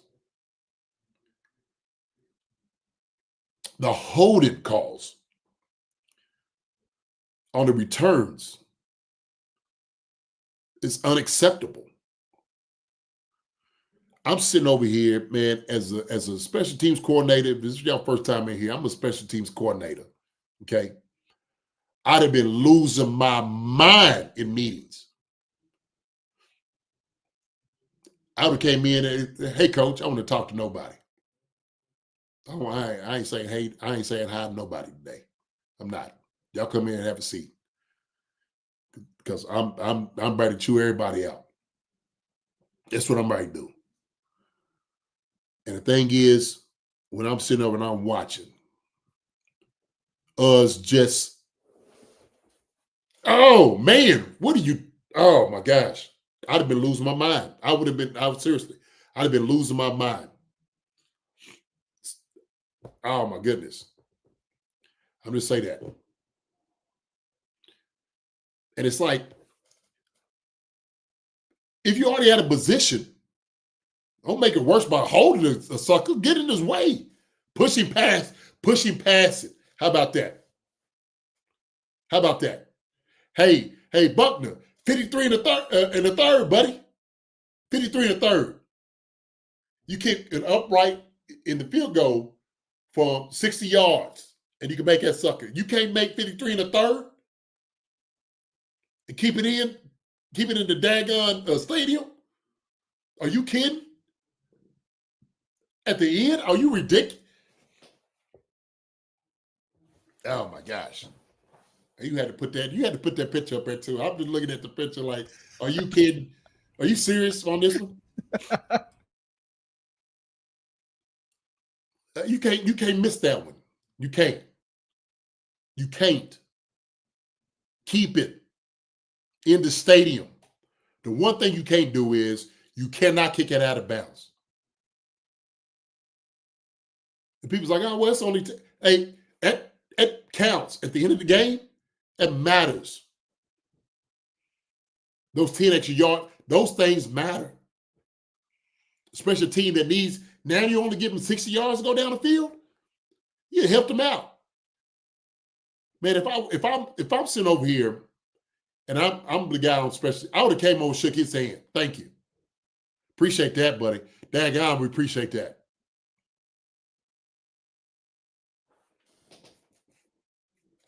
If somebody was sitting there saying, oh, well, Eddie should have went on and on fourth down. No, he shouldn't have. No, he shouldn't have. I agree with Andy on that first one. It's about field position. You don't give a team, that you didn't score. You back them up. Let your defense play. He made the right call on that one. You want Buckner kicking 60-something 1 yarder? Not right now. No, 61 yards is what the kick would have been. 61 yards. I started doing the math. Oh, no. Nope. Punt team. Punt team. Oh, coach, punt team. Get out there. Cover somebody.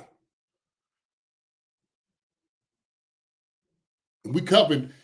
Put your hand on the daggone gunner. Pinch it, sucker, or something while he runs by you. Pinch him. Give Remigio a break. Rashard is getting up the field. We got great field position. He gets up. Everybody's excited. Home call. Beep. Home call. Beep.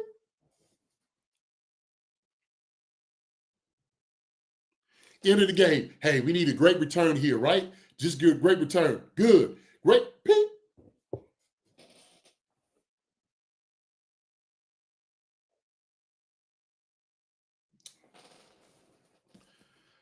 So I gave our special team, I gave him a D. I gave him a D. Was there any positive from the special teams? I mean, they went down and covered a few times. They did it okay on cover.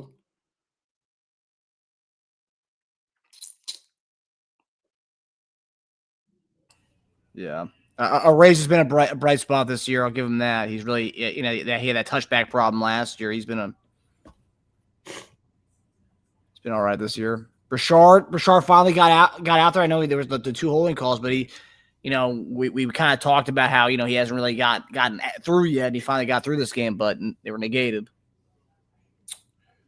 Yeah. So that's what it is. That's where we are. So that's the grades, man. Y'all seen it. That's the grades. The airways are open. Y'all come in and come talk about it. Yep. So the airwaves are open. We already have our first person already waiting in the wings, JD, to come on in. Oh, shoot. Who you got? Our familiar friend. Oh. Familiar face, Optimistic James is hopping here. Optimistic James, can you hear us, buddy? Yes, sir. Can y'all hear me? We can hear you, brother. We can hear you. I have to agree with you on all the grades, minus a couple of those.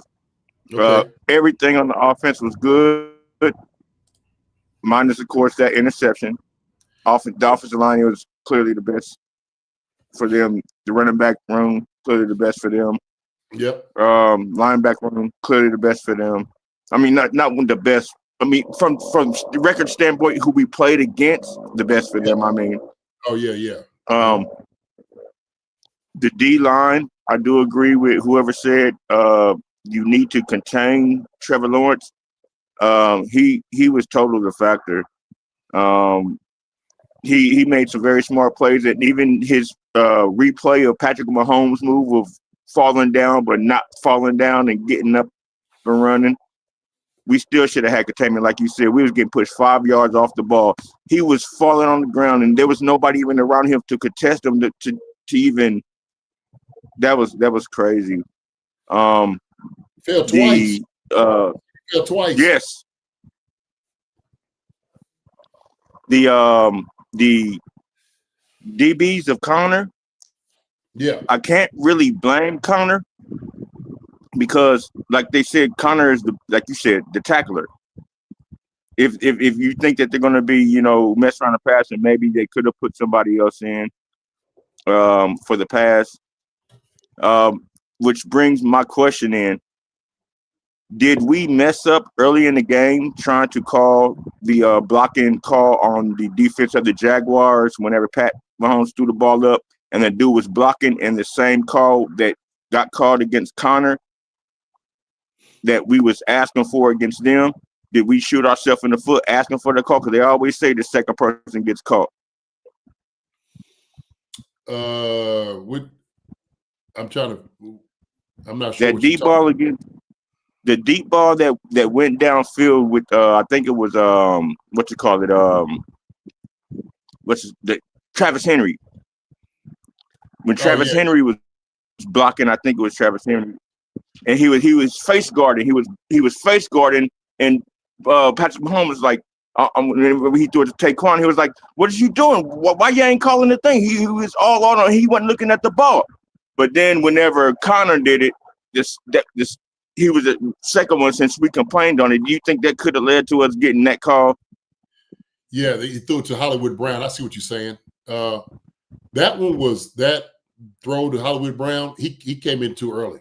That definitely was. He was early on that play. And you see how he came through his body. That should have been pass interference. They missed that one for sure. Travis Henry, kind of got beat. Kind of tried to come make the play, took his legs out from underneath him. Travis Henry just made a play. That was a hell of a play from him. The other one, man, he just beat. Anytime you face guard, you beat. I shoot. I mean, that's Brian Thomas, man. I'd ask for help. Somebody over the top, help. He open, help. So I just. Yeah, they get paid too. Yeah, they do. All they had to do is the other teams get paid too. They do. Turn your head or something, man. But when you face guard, I mean, I knew they was gonna make that call. It's like one of those. There's no way they're not gonna make it down there in Jacksonville. There's just no way. Do you believe in those makeup plays for like the refs calls whenever they don't call something and automatically they're gonna mess around and they're gonna look at something later to make sure they don't let it go again? No, they say they don't. They say they don't do that. But it's hard to tell because sometimes you seem like they do. Like, that's a makeup call. We appreciate that. Because it's like you don't have to call that. So, but they say they don't. They say that they're ref with integrity. And so I'm going to take them for the word.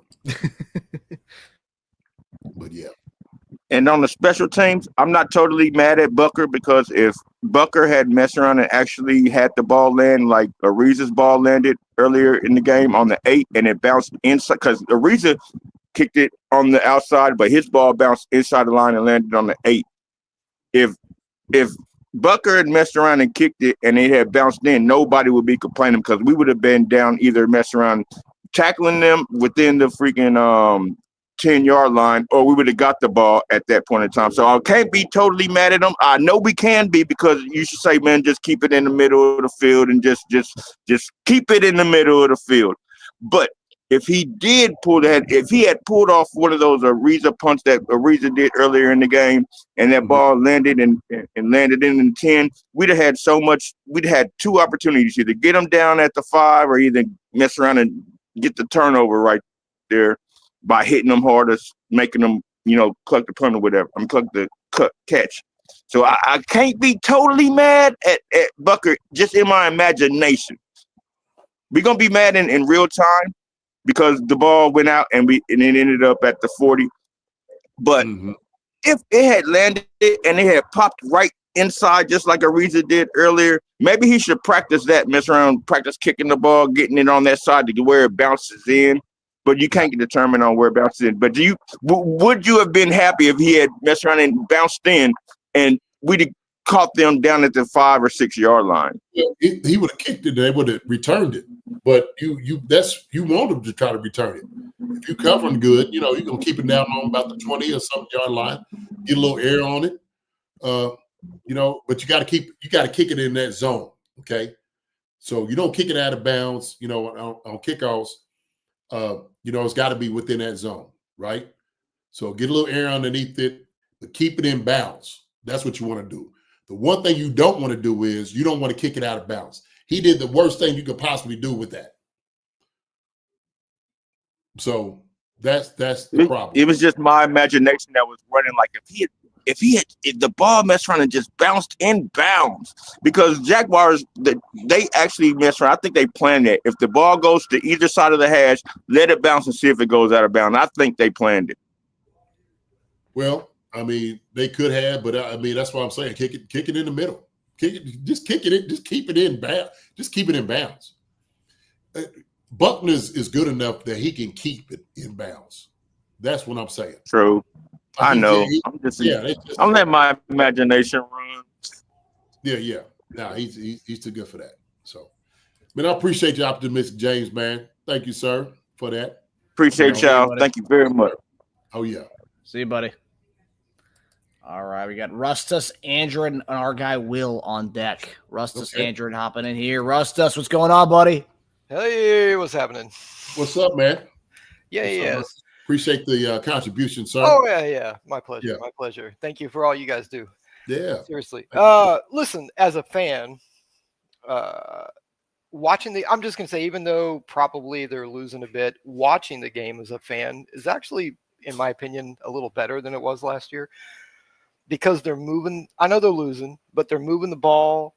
We see some big hits down the field, right? The ball, there's not a lot of dink and duck. So, and Patrick's doing really good. Like he's making a lot of yardage. Yeah. He's catching a lot of receivers, and these are the big plays that I think they need to have. Mm-hmm. And that's fun to watch. So I'm enjoying the season, even the end result isn't coming out to what it's be. But also, I agree with you. Hold on. I agree with you. I think these are much more exciting games. Yeah. Most of the games. Look, we had a tight schedule, man. Sure. Chargers, Eagles, New York Giants, Baltimore, Jacksonville.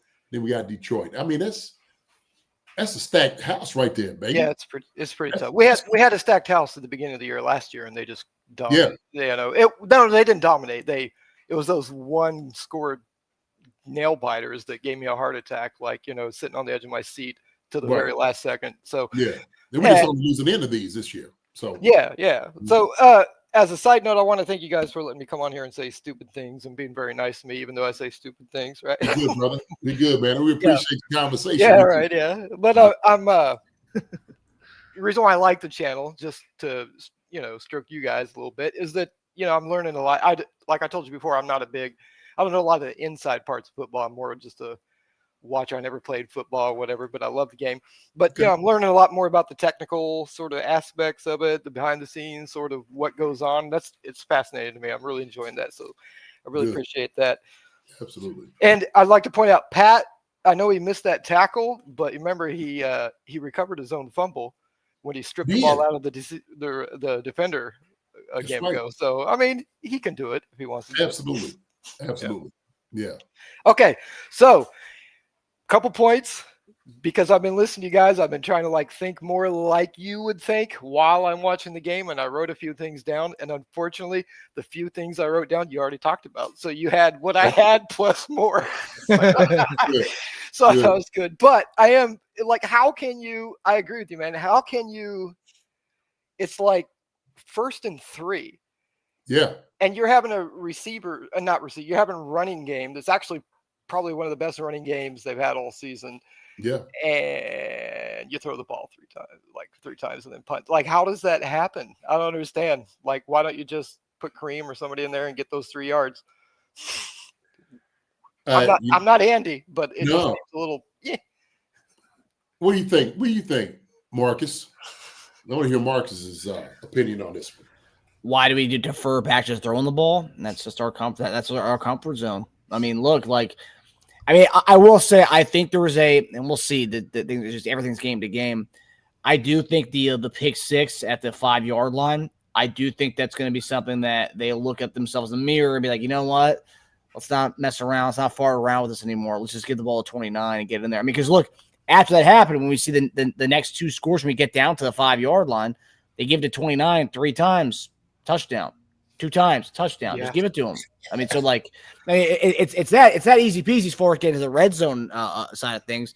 But as far as we're in the open field, I mean, if they want to go 3 straight, and now that we got the deep ball back again, because remember, there was a few years during the too high safety look, we weren't doing that anymore. But now that we got the deep ball back, we're gonna see a lot of 3 and outs this year. We go and two straight deep ball shots. Like, what are we doing here? We just didn't do anything on that drive at all. We're gonna see a lot more of that now that we have that the deep ball backing. We feel more confident about our passing game. So I do think we're gonna see a lot more of that, and I think that's just gonna happen because we default to that.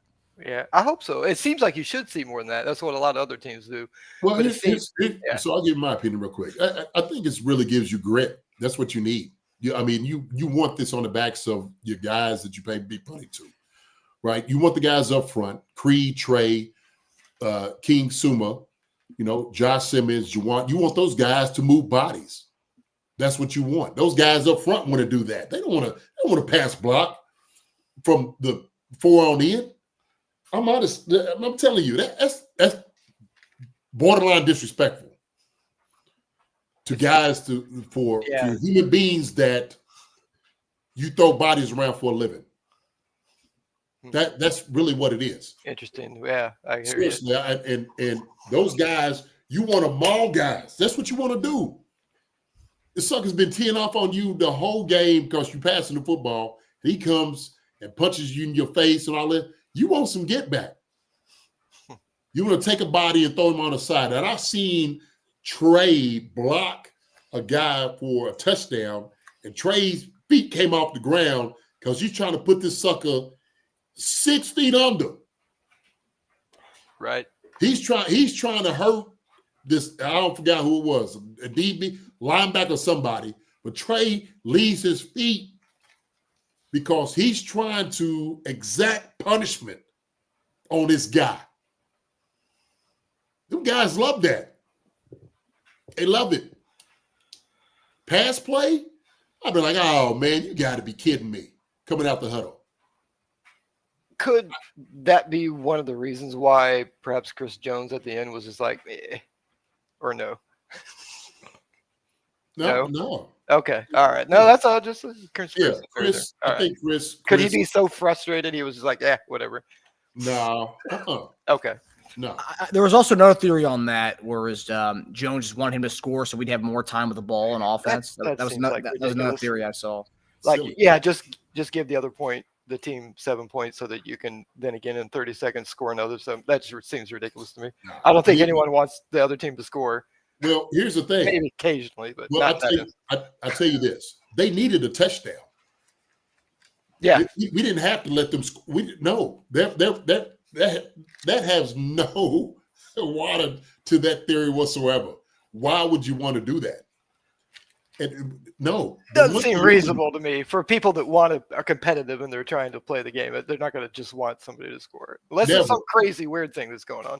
Your job is to keep them out of. They could kick a field goal. Your job is to keep them out of the end zone. The one job you have, just do that. And you got 2 downs to do it. That's the 2.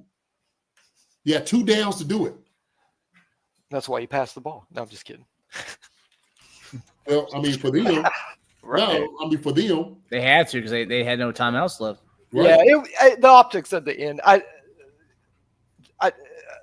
gotta say, I don't blame Chris at all. There's a lot of times when you wish you, like when you second guess it, you're like, oh, if I had just done this, I would have been there. But he saw him go down. Maybe he hesitated for a split second. And then he pops up and he's like, well, now he's way over there. I can't get to him. And he just went. I don't really, the optics are horrible. I don't know. And he should have probably went crazy balls to the wall, but I don't know. I'm not going to get down on a guy that has the record that he has for so many years with one play, I guess is all I'm saying. I don't think, I'm going to tell you, I don't think when he failed, I don't think guys realized he had fallen twice. I think it was like, what happened? Like, where is he at? And Chris was sitting there like, where is this? Where is he at? Where, he's taking his down. Yeah. It seemed like it to me. Yeah. The other thing is, real quick, is just man, the penalties, like when I'm sitting here watching and like it's a third and whatever, and they get 15, and you're like, yeah, and you see that little yellow freaking thing come up on the screen, you're just like, oh my God. And that just happened over, and it's not just it is the penalties, but it's not just the penalties. It's like the penalties for some reason happen at the wrong time. You know what I mean? It's like at the worst possible time, that's when the penalty comes. When, so on my end, I'm like jumping up and then I'm sitting down. Yeah. You see a white hat comes up there like that, he looks like a Marine. Hold it. Oh, I'm like, oh, you gotta be kidding me. Who is it this time? Every time they do a play, I'm like looking down at that little area, like, is that your little yellow thing going to come up and do? Oh, yeah. Okay, good job. But anyway, I'll say this too, though, on that last play where, the Chris Jones play, even if that had happened, right, even if we got the tackle there or whatever, there was still a penalty on that play. There was a penalty on Cook for holding. So they would have gotten a redo on that play. Oh, that's true. Yeah. And I mean, optically, it looked bad, but like that yellow flag, the Zebras are going to help them on that play, regardless if we had tackled him or not. We'd actually probably be even more mad, honestly. Yeah. Is the holding that's not a first. That's a replay, right? Replay that down. They would have gotten a first for, so it would have been half a distance. So it would have been. It probably. Yeah, they were already at the one anyway. So it's just going to redo it. It would have taken up more time on the clock. So, yeah. All right, well, guys, I appreciate you and learning a lot watching you. Thanks for all you do, and I'll let somebody else get on here and chit chat with you. Appreciate you, buddy. Appreciate you, sir. All right. Good talking to you. Have a good one, buddy. All right, we got two more. We got Will, and then on deck we got our guy Delmonte Green Bean. So we're gonna bring in our guy Will on right now. What up, Will? Will. Hey man, how's it going, y'all? What's up, Will? Give it to us, baby. I know you got some knowledge with some hitters with, man. What do you think? Hey, JD, man. From the after the game, man, you've been speaking exactly what I've been feeling on everything, man. Spot on. Everything on this team, man. That's what's up, man. Like for me, man, dude, those like you were saying, the penalties, man, bro. I was like, is this the Chiefs or is this the Raiders, man? Like, we playing like the Raiders out there getting penalties at the worst time, shooting yourselves in the foot. Like, how many? We don't got no feet. We blew off our feet already. We on our knees, man. Right. And we blowing out the knees, just taking ourselves out. The crazy part is when they call the penalty on the guy, and you look at him, and he seems incensed, like he act like he didn't do it, like you know you did. Yeah, that Shamari Connor, he's like, yeah, hey man. So what? I was like, come on, man. Come on, man. Yeah. Like, so you got to turn around at least. You got to at least look for the ball, bro. You can't just not look for the ball. That's too easy for the refs, man. Too easy. That's too easy. It's too easy. And I'm a Chiefs homer, man, so I'll give them the benefit of the doubt. Like, hey, no, man, see, it didn't go down like that. But I can't defend this a lot of the stuff that was going on, man. I'm like, yep, he got us on that. Oh, we got away with that. It is what it is. Man, Chamari, he's lucky he didn't get up with the yellow on his jersey. Right there on you. Come on, man. Same thing. Yes, sir. Oh man, but like you said, this is, because you start looking at teams that have that many penalties, right? The first thing you use, the words are undisciplined. Oh, undisciplined. Oh, this team right here has problems. And I'm like, this is not who this team is. We're not an undisciplined team.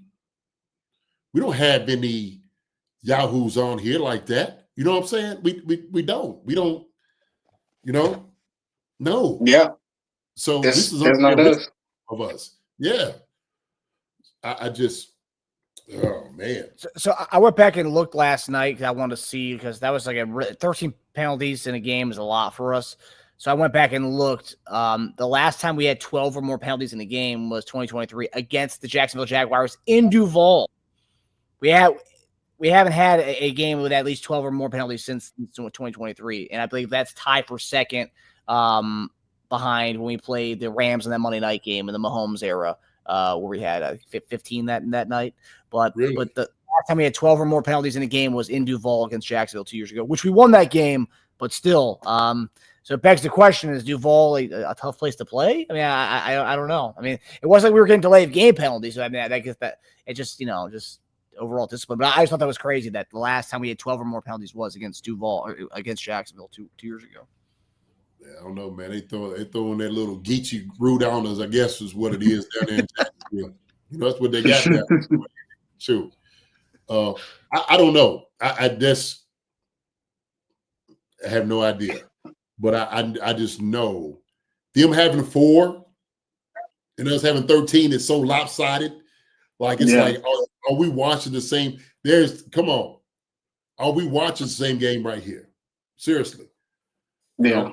They got me almost starting to believe in conspiracy theories.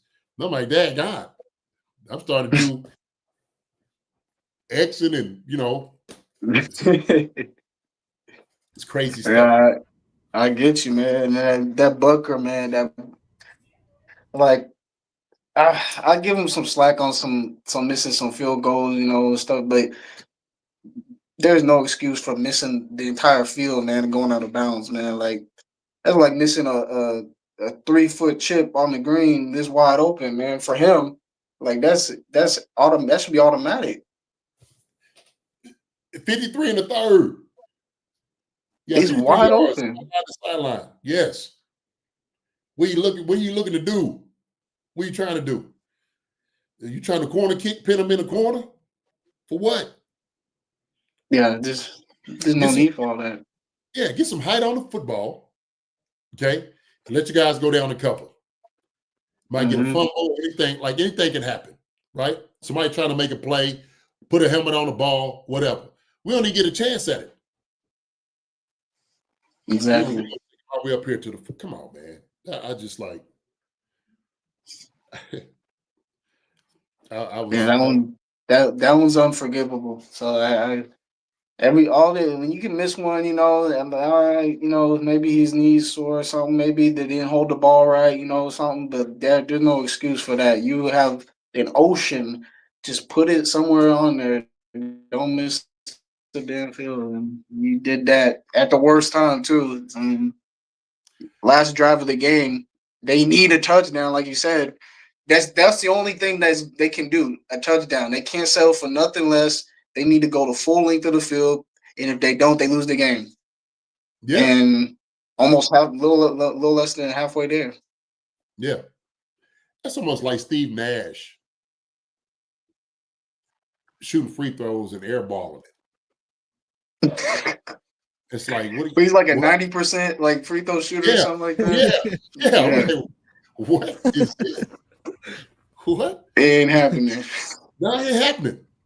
It ain't happening. You gonna walk back over here like it was all right?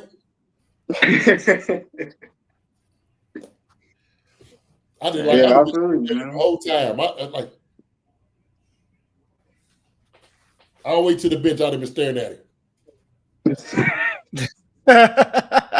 He's on the bus. He's staring at him. All the way to the airport. In the meeting the next day, you still looking at him. Like, I'll tell you, JD, man, you speaking exactly what I was thinking on everything this entire game. Like, it's just unbelievable, man. There's so many things. We can be here all day talking about it, and we still had a chance to win the game. And that's the thing. We get out of this rut. We get out of our own way. We're going to beat teams, and we're going to be right where we need to be at the end of the year. Just stop shooting yourself in the foot. I mean, you got no feet anymore. We're on stubs now.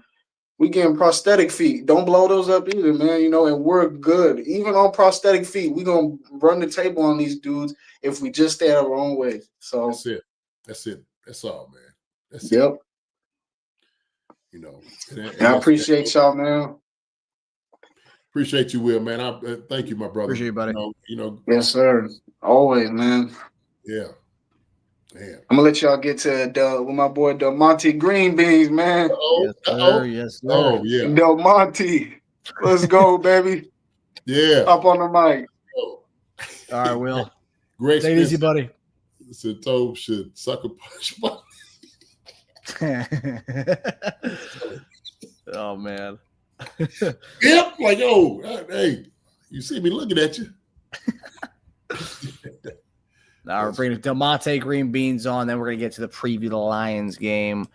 Del Monte, you there, buddy? Yeah, can you hear me clear? Yes, We can sir. hear you, bro. We can hear you. I'm not glitching out and all that, right? No, you good. You good to go, man. All right, yeah. In full effect right now. Yeah, look, you would be up in the meeting looking at Booker like watching him till he go sit down. Oh, yeah, hey, shoot.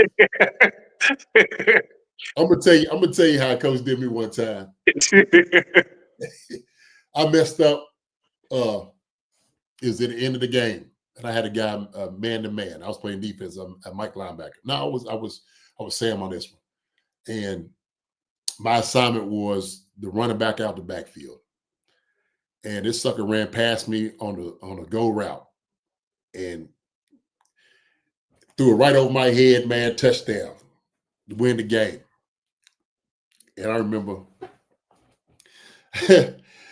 we got into the locker room. This was probably my sophomore year in high school, now junior year. And Coach said, "It's SOB." He called me SOB. He used the right words, right? And we let this old SOB let the back out the backfield cover the football. I remember he cussed me out so bad in front of the entire team, like just singled me out. I guess it's sorry, SOB, to cover the running back out the backfield. And I never forgot that. I said, I can't believe it. And I just like, man, in the meeting, man, I've been like, look, ain't nobody safe. Nobody's safe today. Nobody. Whether you come in your tight 3-piece suit with your briefcase, I'm jumping on all of y'all today. Everybody get it. So whatever he had on, I'd have been pulling it out. I'd have been like, that sucker, whoever had on that brown suit or pinstripe, whatever he wore that day, you'd have known who I was talking about. So, Demanda, you still there? We can't hear you, brother. Yeah, I'm still here. I put myself on mute. Okay, yeah. So, They need to be pulling up to the stadium wearing some Carhartt or some Dickies or something. And then on in the game, that first drive after the half, when we always elect in the beginning of the game to let the other team receive the ball, we should have scored on that part. I wish we would have scored on that first drive back from the half, getting the ball back. Then when it was a certain point in the game where they got the momentum, that's another thing. We gotta pay attention to the momentum of the game, because we've been getting a lot of momentum changes through this season in the game's part. Some of it we causing it to ourselves, and these other teams are catching up to us, talent wise in a way. And then Chris needs some help, but I don't want to go get nobody else. Everybody need to leave that alone. We ain't going to go get no other running back, no other receiver, no D lineman. We ain't doing that. We got to work with what we got. You got to look in your rucksack and work with what you got. I say this. Running back for sure. I don't think we need another running back. We've seen what our guys can do with better blocking. They ran hard, and I want to see them like that for the rest of the year. That's what I want to see. But I want us to give them the football to them. Let them guys run, man. Let them guys run. Plus, you take a little bit out of the defense, man, when you hitting them in their gut. You catch them right there in their ribs. That's what you want to be able to see. Defensively, Chris getting some help. I think some of the guys are stepping up. It's good to see a Menahu come out here, play the best game he's played all year. I think he's coming along. He's going to be there. He's just going to get better and better this year. Same thing with Norman Lott. Let him come back. Shoot, he just needs to stay on the field. Gelati, is looking good. Same thing with George. Kalafdis, keep getting more from him. Mike Dannon just got back. You see, from him. The extra guy in the middle, okay, is where I'm looking for somebody to carve out to be the guy next to Chris. Whether it be Tillery, Nandi, who else was in there this weekend? Who else do I see? Shoot. As far as tackle wise? Yeah. Because it looked like we had somebody else. Well, I know Tilopatu was elevated for this game. I don't know if I don't remember seeing him during the game though. Yeah, he was in there. Yeah, what number is he? Yeah, I did see. I think Tillery got a penalty. I think I'm not sure. Don't call me on that one. D line wise, Tilopatu got 6. He got 6 snaps. Tillery got 26 snaps. Nadi hit 22, and Jones 48. Yeah. We need to see more from that other defensive tackle. We need to see a monster. That's what we need to see, man. I've been saying it all summer. I'm like, even before the draft, it's like Chris needs some help. He needs some help, yo. They was triple teaming him in the Super Bowl. He had his pads up to his nose. Like, yo, they was on his ass, yo. Yeah. He needs some help. He needs some help, man. He needs, when guys are sitting there one-on-one, or if you there, you taking 2 guys, you got to make sure you creating a power. You got to do something. We need more violence inside. I think when they brought Menahu on the inside, he looked good. Shoot, bring Ashton in, let him do it. But sometimes that combination, I'm sorry. I see the combination when they bring Nadi and Tillery in, it just doesn't, I don't see enough out of that combination. And I know they switch it up when they do that, it's almost like they switch it right back. Like, no, we got to. How much cap space do they have, and how many picks do they have, late round picks, do the Chiefs have? I don't think they got about $2 million in cap space. Yeah, I know we don't have much in cap space, but as far as picks, I mean, I have to imagine we have most of our picks, and maybe not like a 6th round pick or something. I have to imagine we have all of our. We ain't got nothing to yield for nobody coming in. They ain't been the same Joe or nothing. They just gonna be sitting on the sideline all season. Everybody be complaining later on that they ain't do nothing. Well, here's the thing. We talked about this youth movement from inside there, right? That's what we heard. We said Pennell was this youth movement is what we're gonna do. So okay, fine. We'll stick with that if that's what it's gonna be. So that means in that youth movement, you see somebody that either you brought in, you have on that practice squad, somebody that wants taking that position away. Mike Pennell, put him somewhere else, right? That's how I look at it. So you have a lot of confidence in the youth movement. Norman Lott can't be the only one that you're sitting there saying youth movement is the one you're moving up. It can't be it. It can't be it. Youth movement, you was expecting him to come in and play and being that guy. That's what you was expecting. Sure. What about the other jokers that's out there?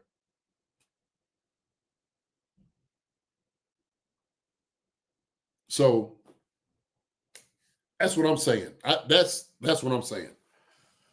And look, this is past just that one play from Chris not playing, because Chris knows he should have been giving his all on that play, regardless if you think they got him down or not. Yeah. Because the way it looks at it, I'm looking at this. You 2 plays from having to win. 2 plays, you play all out. You scratch, you bite, you crawl, you do whatever you need to do to make the plays. Right? That's so. I mean, Man, hey, y'all keep up the best. Keep doing the best y'all can. You get the word of mouth here. You get the trade of football, I guess, that we don't get to hear. You know what I'm saying? Everybody, I associate with the other like YouTube channels and all that, but you get to hear the real trade of football. I ain't got to hear all the other stuff about what they did in their life and all this other crap. I don't want to hear all that. yeah. Let these people live, man. They people. They just playing a game. That's right. Yeah. When they hear the trade, it's just like saying, okay, I'm a mechanic, and I'm sitting here talking about what mechanics do. Or I'm talking about what I do at a warehouse. So what's the trade of football? What's like an electrician do? I don't care about the fame part. That ain't got nothing to do with it. What's the trade of football? What's the trade? What's that sound like? What because we not there. So that's all we want to know. Some of us we wanted to play. That's right. I was 25 shooting. I had that 4-3 going still, but I didn't go play football. So hey, that's what it is. I was like a wire. Yeah. I would have been nasty out there if I'd have been to the league. I hear you. Ooh, boy. Hey, shoot. If you get close to me, that's how you're supposed to be, right? Man. That's what you expected. You're expecting that mentality and whatnot, man. You military, man. You know how it is. Shoot. Yeah. You come here, to be the best. Correct. I learned a lot about in the Army. I became a door hinge. You become a door. You get a mentality where you become a door hinge. It's hard to explain. Okay. I was gonna say, explain it. It's hard to explain. Okay. Say like we have different training and it takes a lot of stamina. Your mind keeps trying to tell you to quit. But you know what you're there for. You're trying to gain this training, different types of training. It's very difficult, very hard on your body. Some days, certain training, you might have one thing to eat on. So you got to conserve that whole thing. Then you got to find your own water. You got to find out how to do things on your own with just what's in your pockets. So become the door hinge. Okay. Now I'm a dude. I'm like Smokey from Friday, and then I end up getting this training. So it's a whole movie. And then I'm from Kansas City, and I grew up in Jamaica, Queens too. So it's a whole thing. It's a whole weird little adventure. How to explain it? And I'm silly. I'm silly by nature. It's just what it is. I can't help it. I'm just funny people. Right. Hey, man. Look, that's us having a good time, man. Yeah. Everybody, y'all be cool tonight, man. Yeah. I did. I don't grill all the time, but I just cooked some curry fish and some quinoa. I ain't ate yet. Okay. Yeah. So y'all be cool out there and stop when they lose trying to blame it on JD. He ain't playing. He looking at it just like we are. I ain't nothing to do with it. He can't do nothing about it. Yeah. Like, dang. It ain't like he can just call them and be like, "Yo, what y'all doing? What that look like?"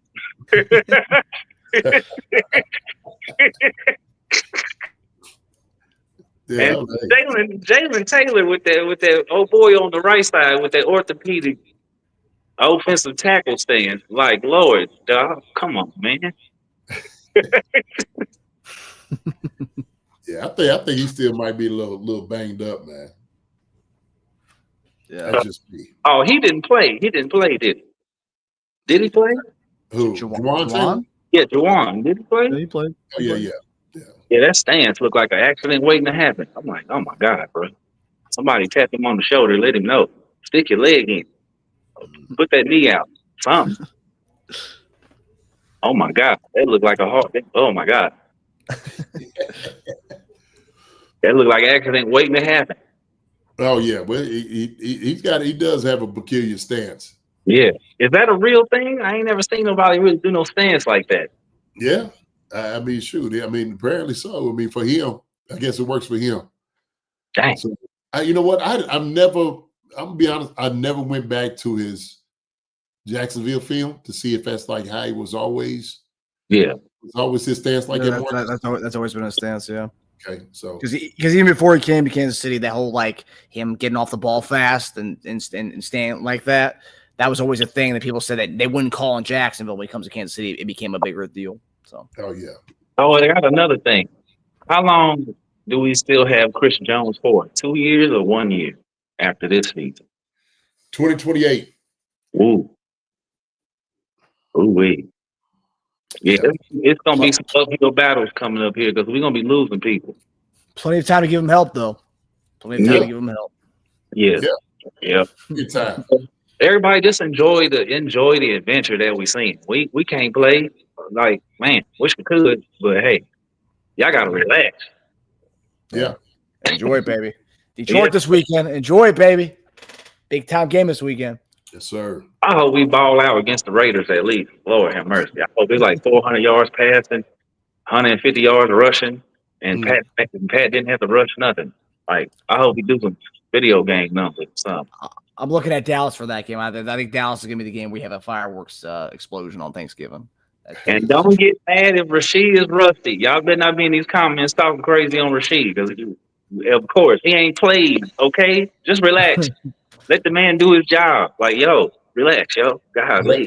But that's why it's good because we got guys, man, holding the fort down right now. So we could let Rasheed, But I said this. I said, Rasheed ain't the full answer to everything. We'll look better offensively, but we got to be able to stop too. That's got to be able to do. If everybody else is getting some run time, they getting reps, real game, lower behind on the roster, they'll be better later on in the season. And it's cool that it's not cool, but it's best that Worthy got hurt earlier, and then now he's back. He's coming back, but he's not all the way 100. But then we'll get Rasheed back. Then he can get in and out. He can get a little better. Then by the time maybe if we can make the playoffs or late in the season, everybody be on full battle rattle. Then you're going to pick your poison. Yeah, Rasheed said it earlier on Twitter. Everybody's got to eat, so everyone's eating on the offense. Every receiver's going to get a bite of the apple. So you got to have fun. All right, y'all. All right, my brother. Appreciate you, Delmonte Green Beans. Yeah, Steve said it at best. We need a healthy Omar Nolan. Definitely. Yeah, I mean, it's Omar Norman Law was the move that we made to help out Chris Jones in the defensive tackle room this offseason, right? And we didn't have him this week, so yeah, it looked a little rusty not having him there. But hopefully he practiced today, so should be on his way back to health. And this week's going to be one of those games where we're going to need him against this offense we're about to play. Yeah. So let's get to the preview of this Detroit Lions game this upcoming weekend. We had press conferences today, so we got to hear a lot of what they had to say about this upcoming game. So we heard Mahomes and Andy Reid and Travis Kelce all talk today about the running game and what they saw from it. And they like JD's grades today. He loved what he saw this past weekend. It's getting better each and every week. And the big thing coming into this game, Detroit's got a top 15 defense as far as rushing and stopping the pass. But four of the five feature backs they've played against this year have all eclipsed 50-plus yards rushing. Now, I don't think either one, Pacheco or Hunt, have eclipsed that yet, but still, I think there can be some room for us to kind of eat as far as run the ball. And so here is Pat and Kelce on the Chiefs rushing attack. We're able to run the ball like that and then being able to play action and do bootlegs and stuff like that off of the run game, it really just opens up the entire offense. And I thought both those guys, all three of them really ran really hard when they got the ball in their hands. And so It's just finding ways to put them in positions to succeed. And I thought the offensive line did a great job of, you could tell their chemistry, because pass blocking is one thing, but run blocking, it's a lot of chemistry and trading off blocking. You can tell that stuff's building with time and with more and more reps. And so I think it'll continue to get better and better as the season goes on, and those guys will continue to have more and more success. I just want to give a big shout out to my guy, Kareem Hunt, man. I fucking love that guy. Pop's getting that thing going. People may not think that the run game's what it is, or it's not as consistent as it needs to be, man. But those guys are showing up when we need them, especially the past 2 weeks, man. It's getting better. That's what my thing was. We're getting big pops, big runs, when you need them, big gainers, and that alone, those big gainers alone, will make teams respect it. And I'm not against getting those guys the ball even more. So JD, your grades tonight, you highlighted the running backs big time. What about the running game as you've seen from week 1 to where we are going into week 6? What about the running game specifically is exciting you more and more about what you're seeing from it? Is the offensive line play? Because I mean, what Pat said, each week it's one pass pro is one thing, but run block is a little bit different. What's exciting you most about the run game heading into week 6? I think it is better blocking up front. I think it's that's the crux of it, really. Because you can have the best running back in the world, but if your line is not blocking for you, it's going to be a hard task for any running back in the league. Doesn't matter who it is. And so it is better combinations up front. It's better blocking. It's better timing, better tempo. We're seeing the holes maybe even better with Pacheco. Pacheco's running harder than he has ran before. And so part of that might be where the trust is. I think Kareem Hunt is just you giving him even more, and the more you give him, the better off he's going to be. And so it's just like any other type of growth markets. When you start somewhere, you consistently do it over and over again. You do more of it, the better off you should be. That's the way it should work. And I think with our offensive line, from the first week to where they are now, is a much better offensive line. And not only that, but also too, I see us running more plays downhill. I see us getting under center, running some plays. That way the shoulders are squared to the line of scrimmage. Looks a lot better. We're not asking also too, maybe some of the blocking schemes to be like it is. I think we're doing a lot more pulling. And I see King Suma, I see Trey pulling around, kick out blocks. We was using tight ends for it more so Noah Gray for those things. We're using bigger bodies.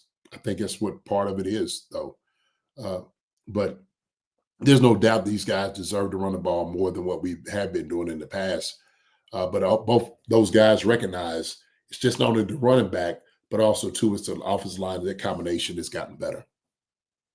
And I know the cliche, the age-old adage is the run will open up the pass. But as the passing offense becomes even better, can the pass open up the run in this case? Because we talked about before, right, where teams are playing us so deep that they're playing too high shells, and we still want to go over the top. It was there for us to run the ball. We just weren't doing it. Now that you have these two guys who it looks like Pat and Kelce are both noticing, right, where they're both starting to get it churning up. Pop's looking good. It looks like Pop, if he did have, residuals from his injury last year, it looks like by week 5, it looks like he's not even thinking about that anymore. It looks like he's playing ball. Kareem, a lot of people didn't think he could bust out a 10-yard run, let alone a 33-yard run like he did. He did. We're seeing that, and it's against a good defense. It wasn't a bottom feeder defense. It was a legit top 10 defense in the league in Jacksonville, and they made mincemeat of them from the offensive line to all the running backs. Is there a way where, as the passing offense grows, that the running game could actually kind of benefit from that?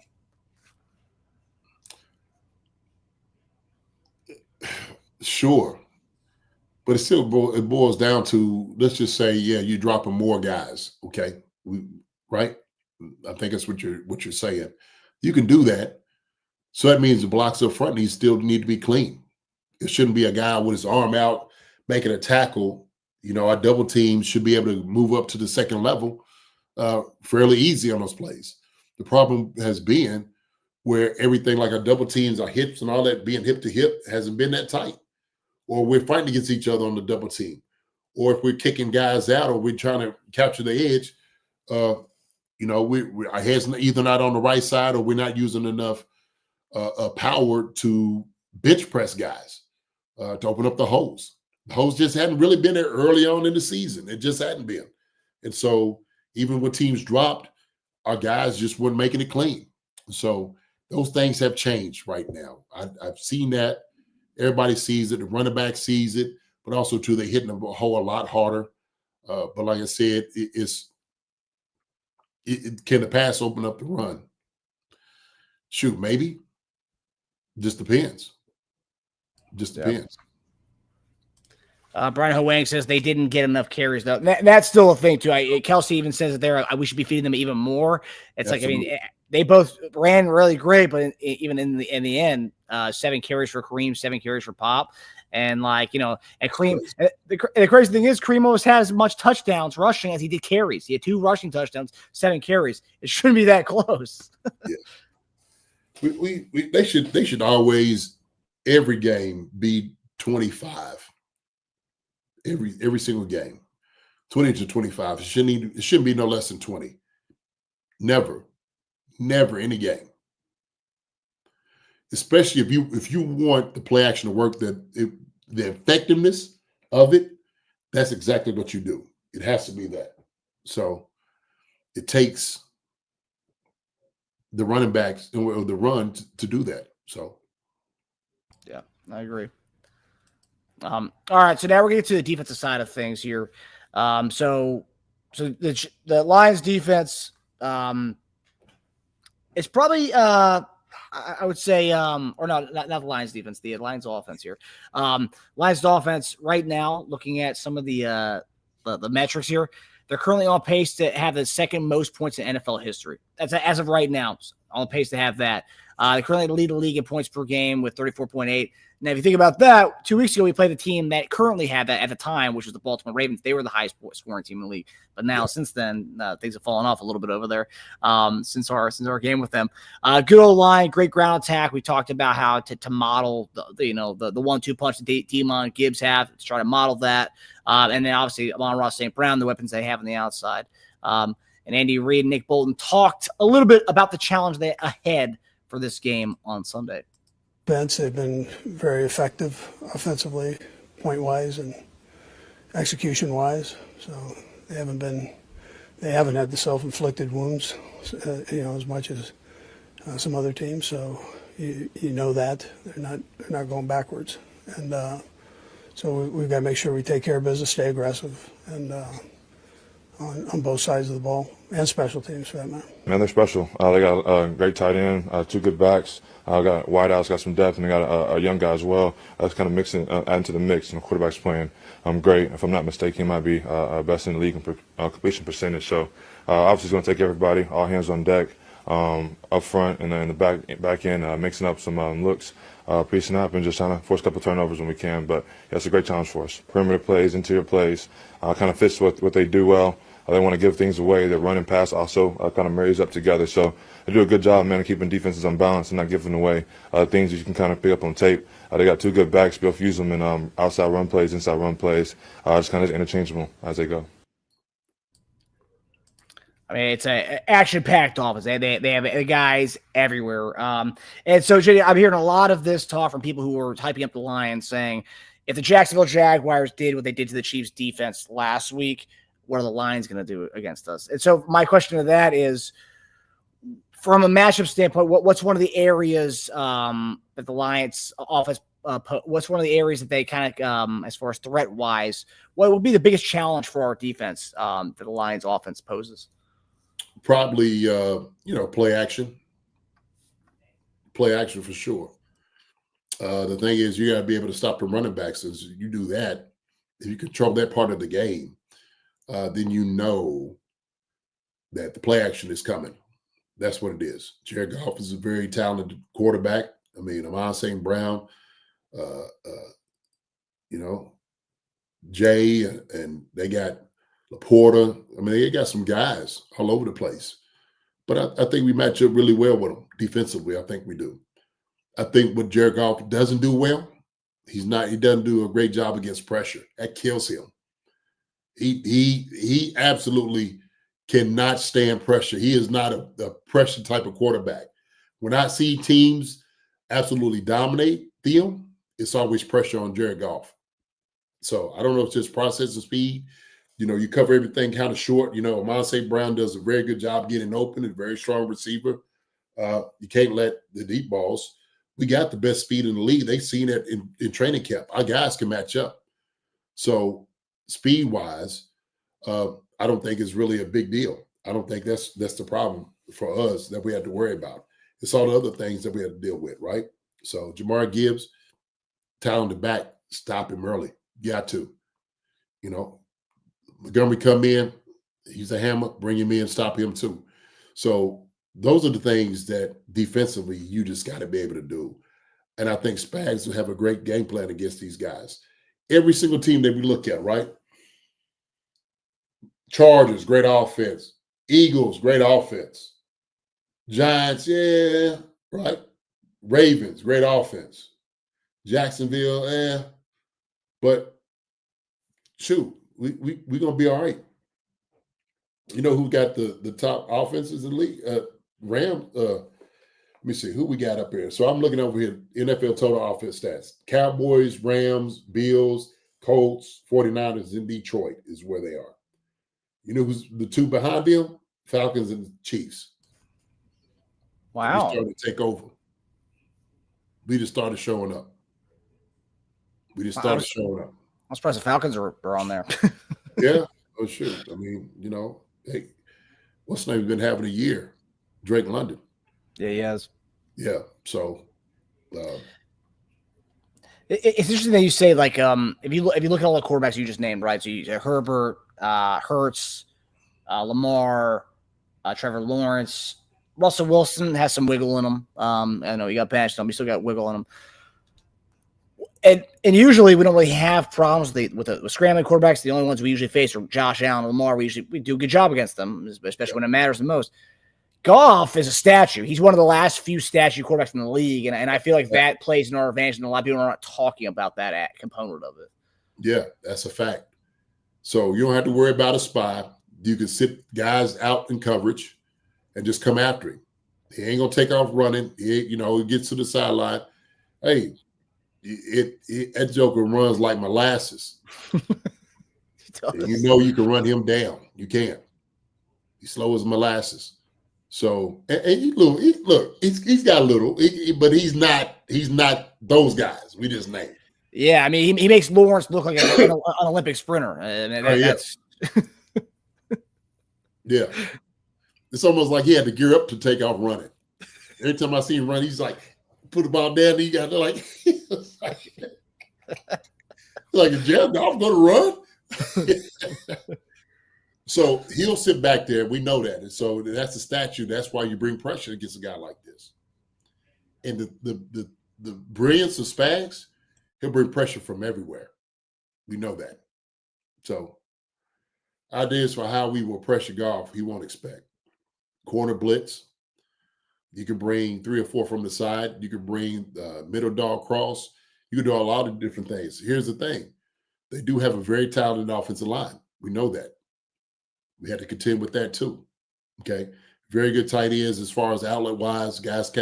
Running backs catch the ball good out the backfield. So those things you had to contend with. Everybody's got to know their assignment when they're doing it because he's going to look for the quick outlet.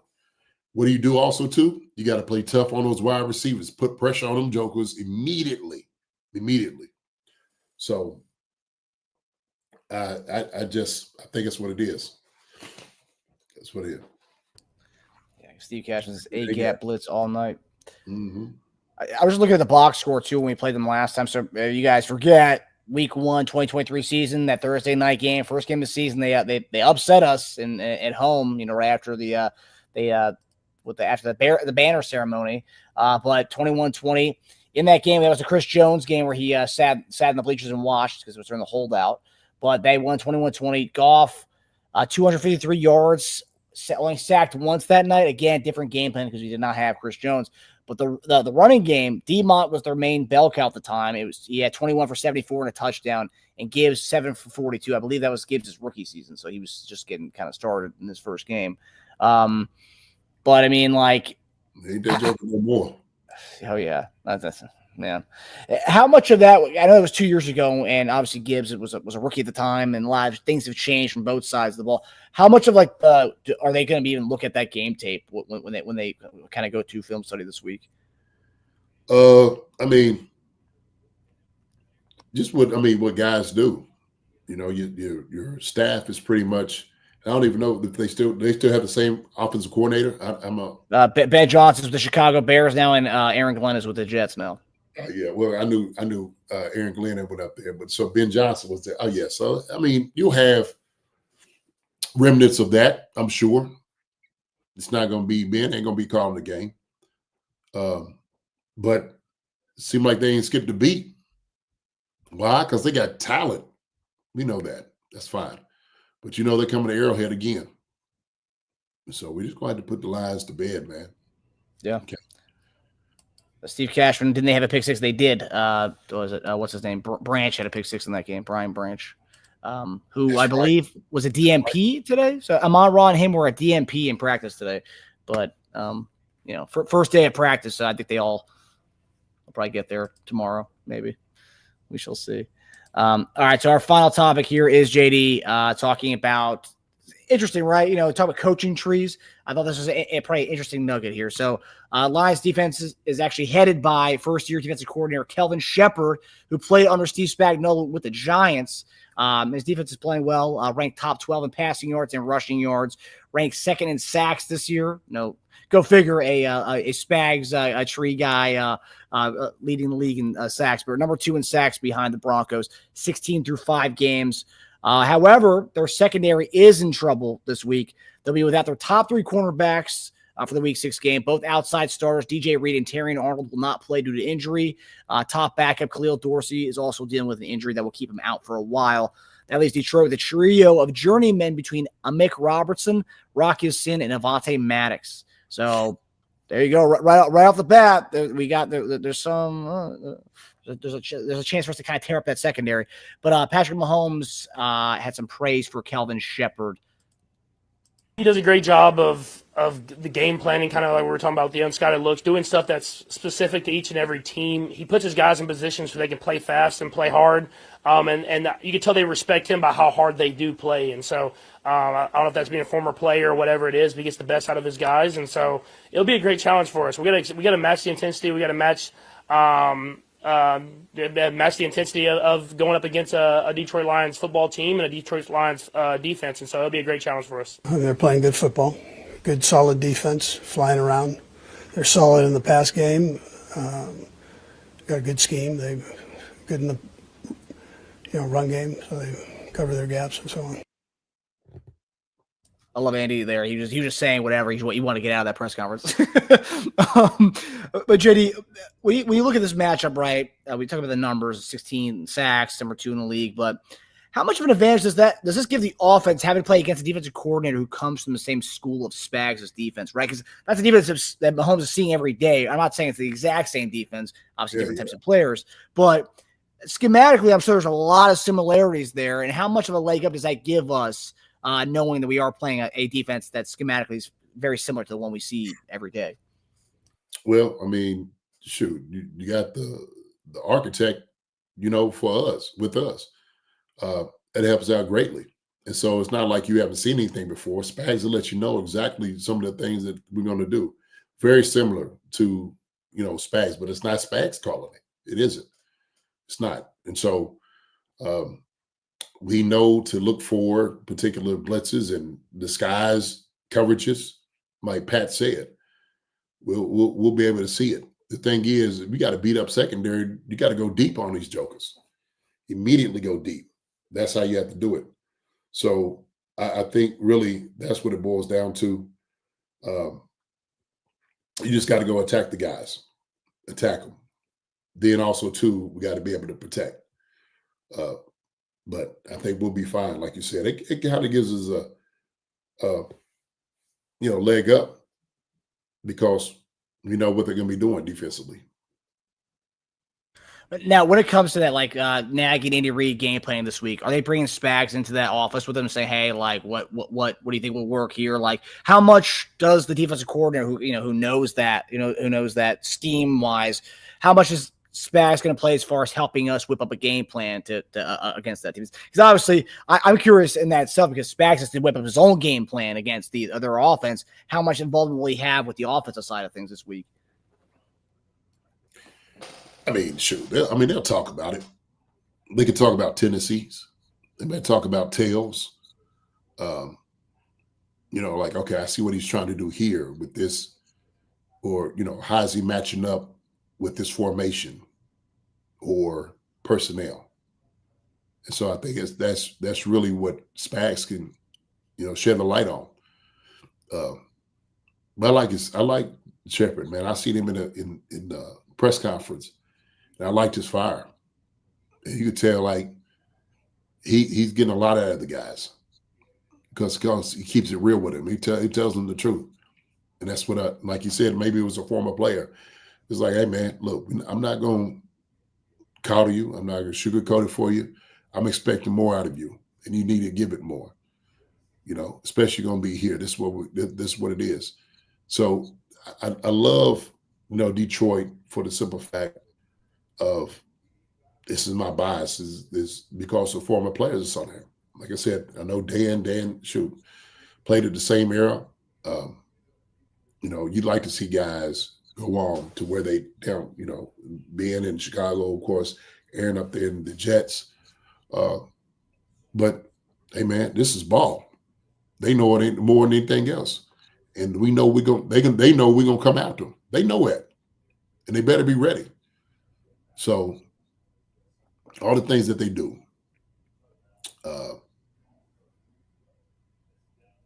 Spags and Andy and those guys will be prepared. They're going to have these guys prepared, especially taking this loss. That's going to mean something too, Marcus. That's going to mean something too. From this loss that we just took with the Jaguars. It's going to mean something to the guys in the room. It's going to mean something to Chris Jones. These guys are going to be ready. I'm telling you, man, Arrowhead is going to be rocking this week. This weekend, you better be prepared. And Detroit understands that too. Detroit knows, like, hey, man, they just lost a tough game down there in Jacksonville. So they're going to come out swinging. And the penalty factor too, right? Like the 13 penalties, like you're probably getting dominated by the coaching staff this week. Like, you guys need to get your head on straight for this game. 13 penalties. We need to go. He said today at his press conference, and he said that we need to get back to the basics. Mm-hmm. Yeah, at a certain point, there is no more yelling. Like y'all guys know what y'all need to do. Shoot, ain't no sense coming down on y'all more than what we have. The more y'all come down on yourself. And that's the difference. The difference is some teams need to be told that. Because, they're just undisciplined and, you're dealing with this. Like, oh, man, week in, week out. Some teams, you just know, like, we got to get back to the basics. We're not who we are right now. This is uncharacteristic of us at this moment. But these guys will go out here. They're going to compete. They're going to look to score a lot of points. This is a great challenge to stop them offensively, what they do, right? And it's always like one of those things like, oh, well, this team is great offensively, stuff like that. Great challenge for you. Guess what? We got something for them. Yeah. Okay? We got something for them. So. With the three cornerbacks being out, do you see this being a kind of a potential fireworks show for us to kind of, like coming off a loss like Monday night and seeing this team's depleted in the secondary? It's like, let's take some shots. Do you think we'll be taking a lot of shots in this game? Sure, we better. But also, too, we better hand that ball off. Shoot. Hutchinson already run it at him. Some things we need to do. You can't just sit back there and let them suckers tee off on us either. So we can run our own ball. Manage the game like we know how. When the time of possession, special teams need to show up. Defense needs to show up this game. We need a total win this week. That's what needs to happen. And then what happens when we get finished beating them? They're going to figure out, okay, well, who is the Chiefs? Well, the Chiefs are back. That's who. Right. So send them back to Motor Cities on 4 flats. That's what you do. That's good. I like that. Get out of here. head on back. But all right, guys. Well, that does it for us on this action-packed episode of Chief Concerns. See, we had a consistent 80 people in the entire episode, so loved having everybody in, chiming in the chat. We love y'all. So that does it for us on this Wednesday night of Chief Concerns presented by FanDuel.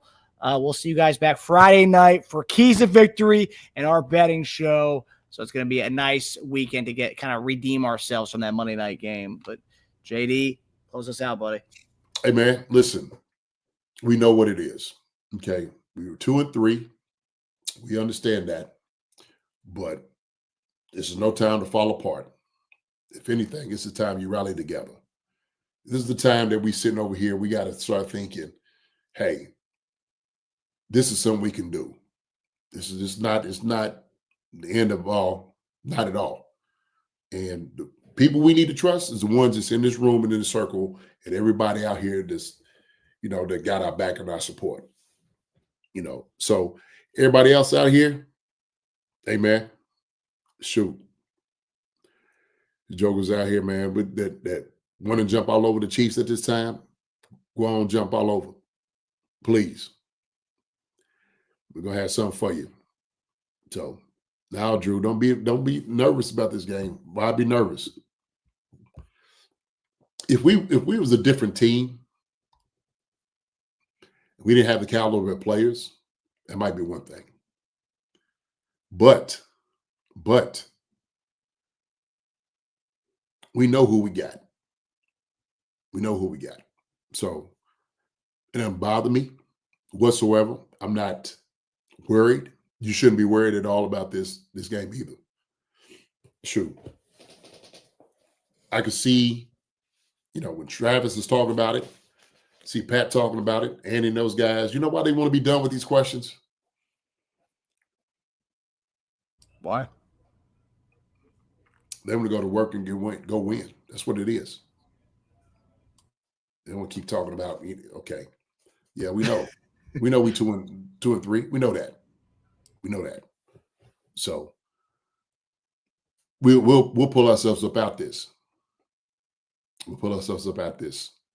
And we're going to be fine doing it. So with that being said, man, hey, appreciate you all hanging out with us, man. We had a long one tonight. As y'all can hear, my voice is like a little raspy. Y'all keep talking about Barry White. So Barry White. No, I ain't quite like Deshaun Hammonds. I see Deshaun. But I appreciate you all very much so. Listen, y'all take care. God bless. Love each other the way you're supposed to love each other. Okay, and we will see you all on Friday. So, Richie Hall, Michael Kittle, Brian Hong, Greg Rose, Rustin Roy, appreciate you.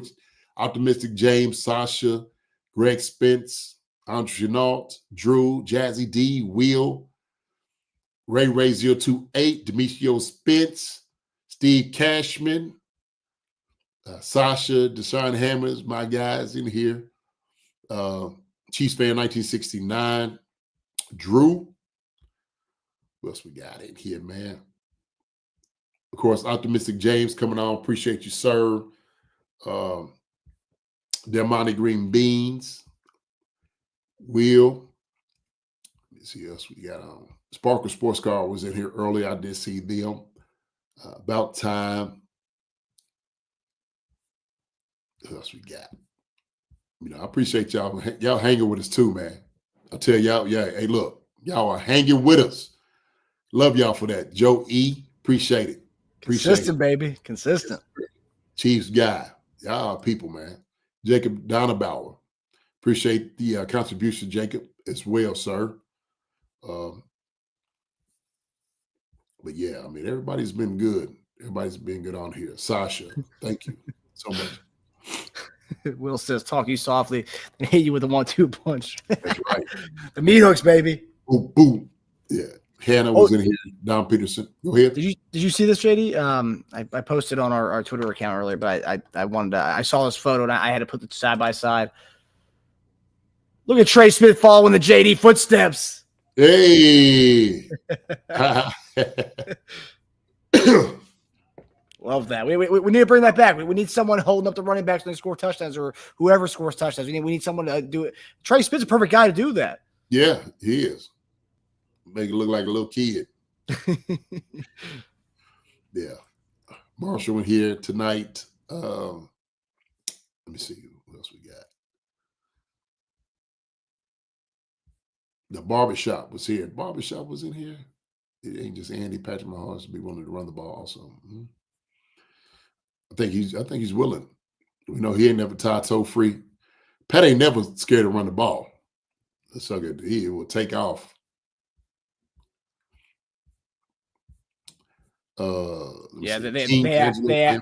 They asked me today if is it weird you out that you're like the leading rusher on the team? He was like, no, I'll do whatever it takes. I mean, do whatever it takes. that is the perfect answer. That is the perfect answer. You know, because that ain't the right one. That's the perfect answer. Hey man, I know you do whatever it takes, man, but hand that ball off to those guys, please. Okay. King D'Angelo Campbell, Goodell 8. Don Peterson, EJ Fishing. Okay. Scott W. Ramon Brown. Okay, you see some names in here earlier, boy. I know everybody's ready to give that F. I'm always when it's still a special team, like F. I think that was the peak of people commenting was a special teams grade. Oh yeah, Joe C. Yeah, they want to hear that for sure. It was Dennis Mahone. Okay. Hippie Cypriot. Hippie was in here. Yes, sir. So we had a good turnout. Jason Tarbox. A lot of folks in here tonight. A lot of folks. Who is? I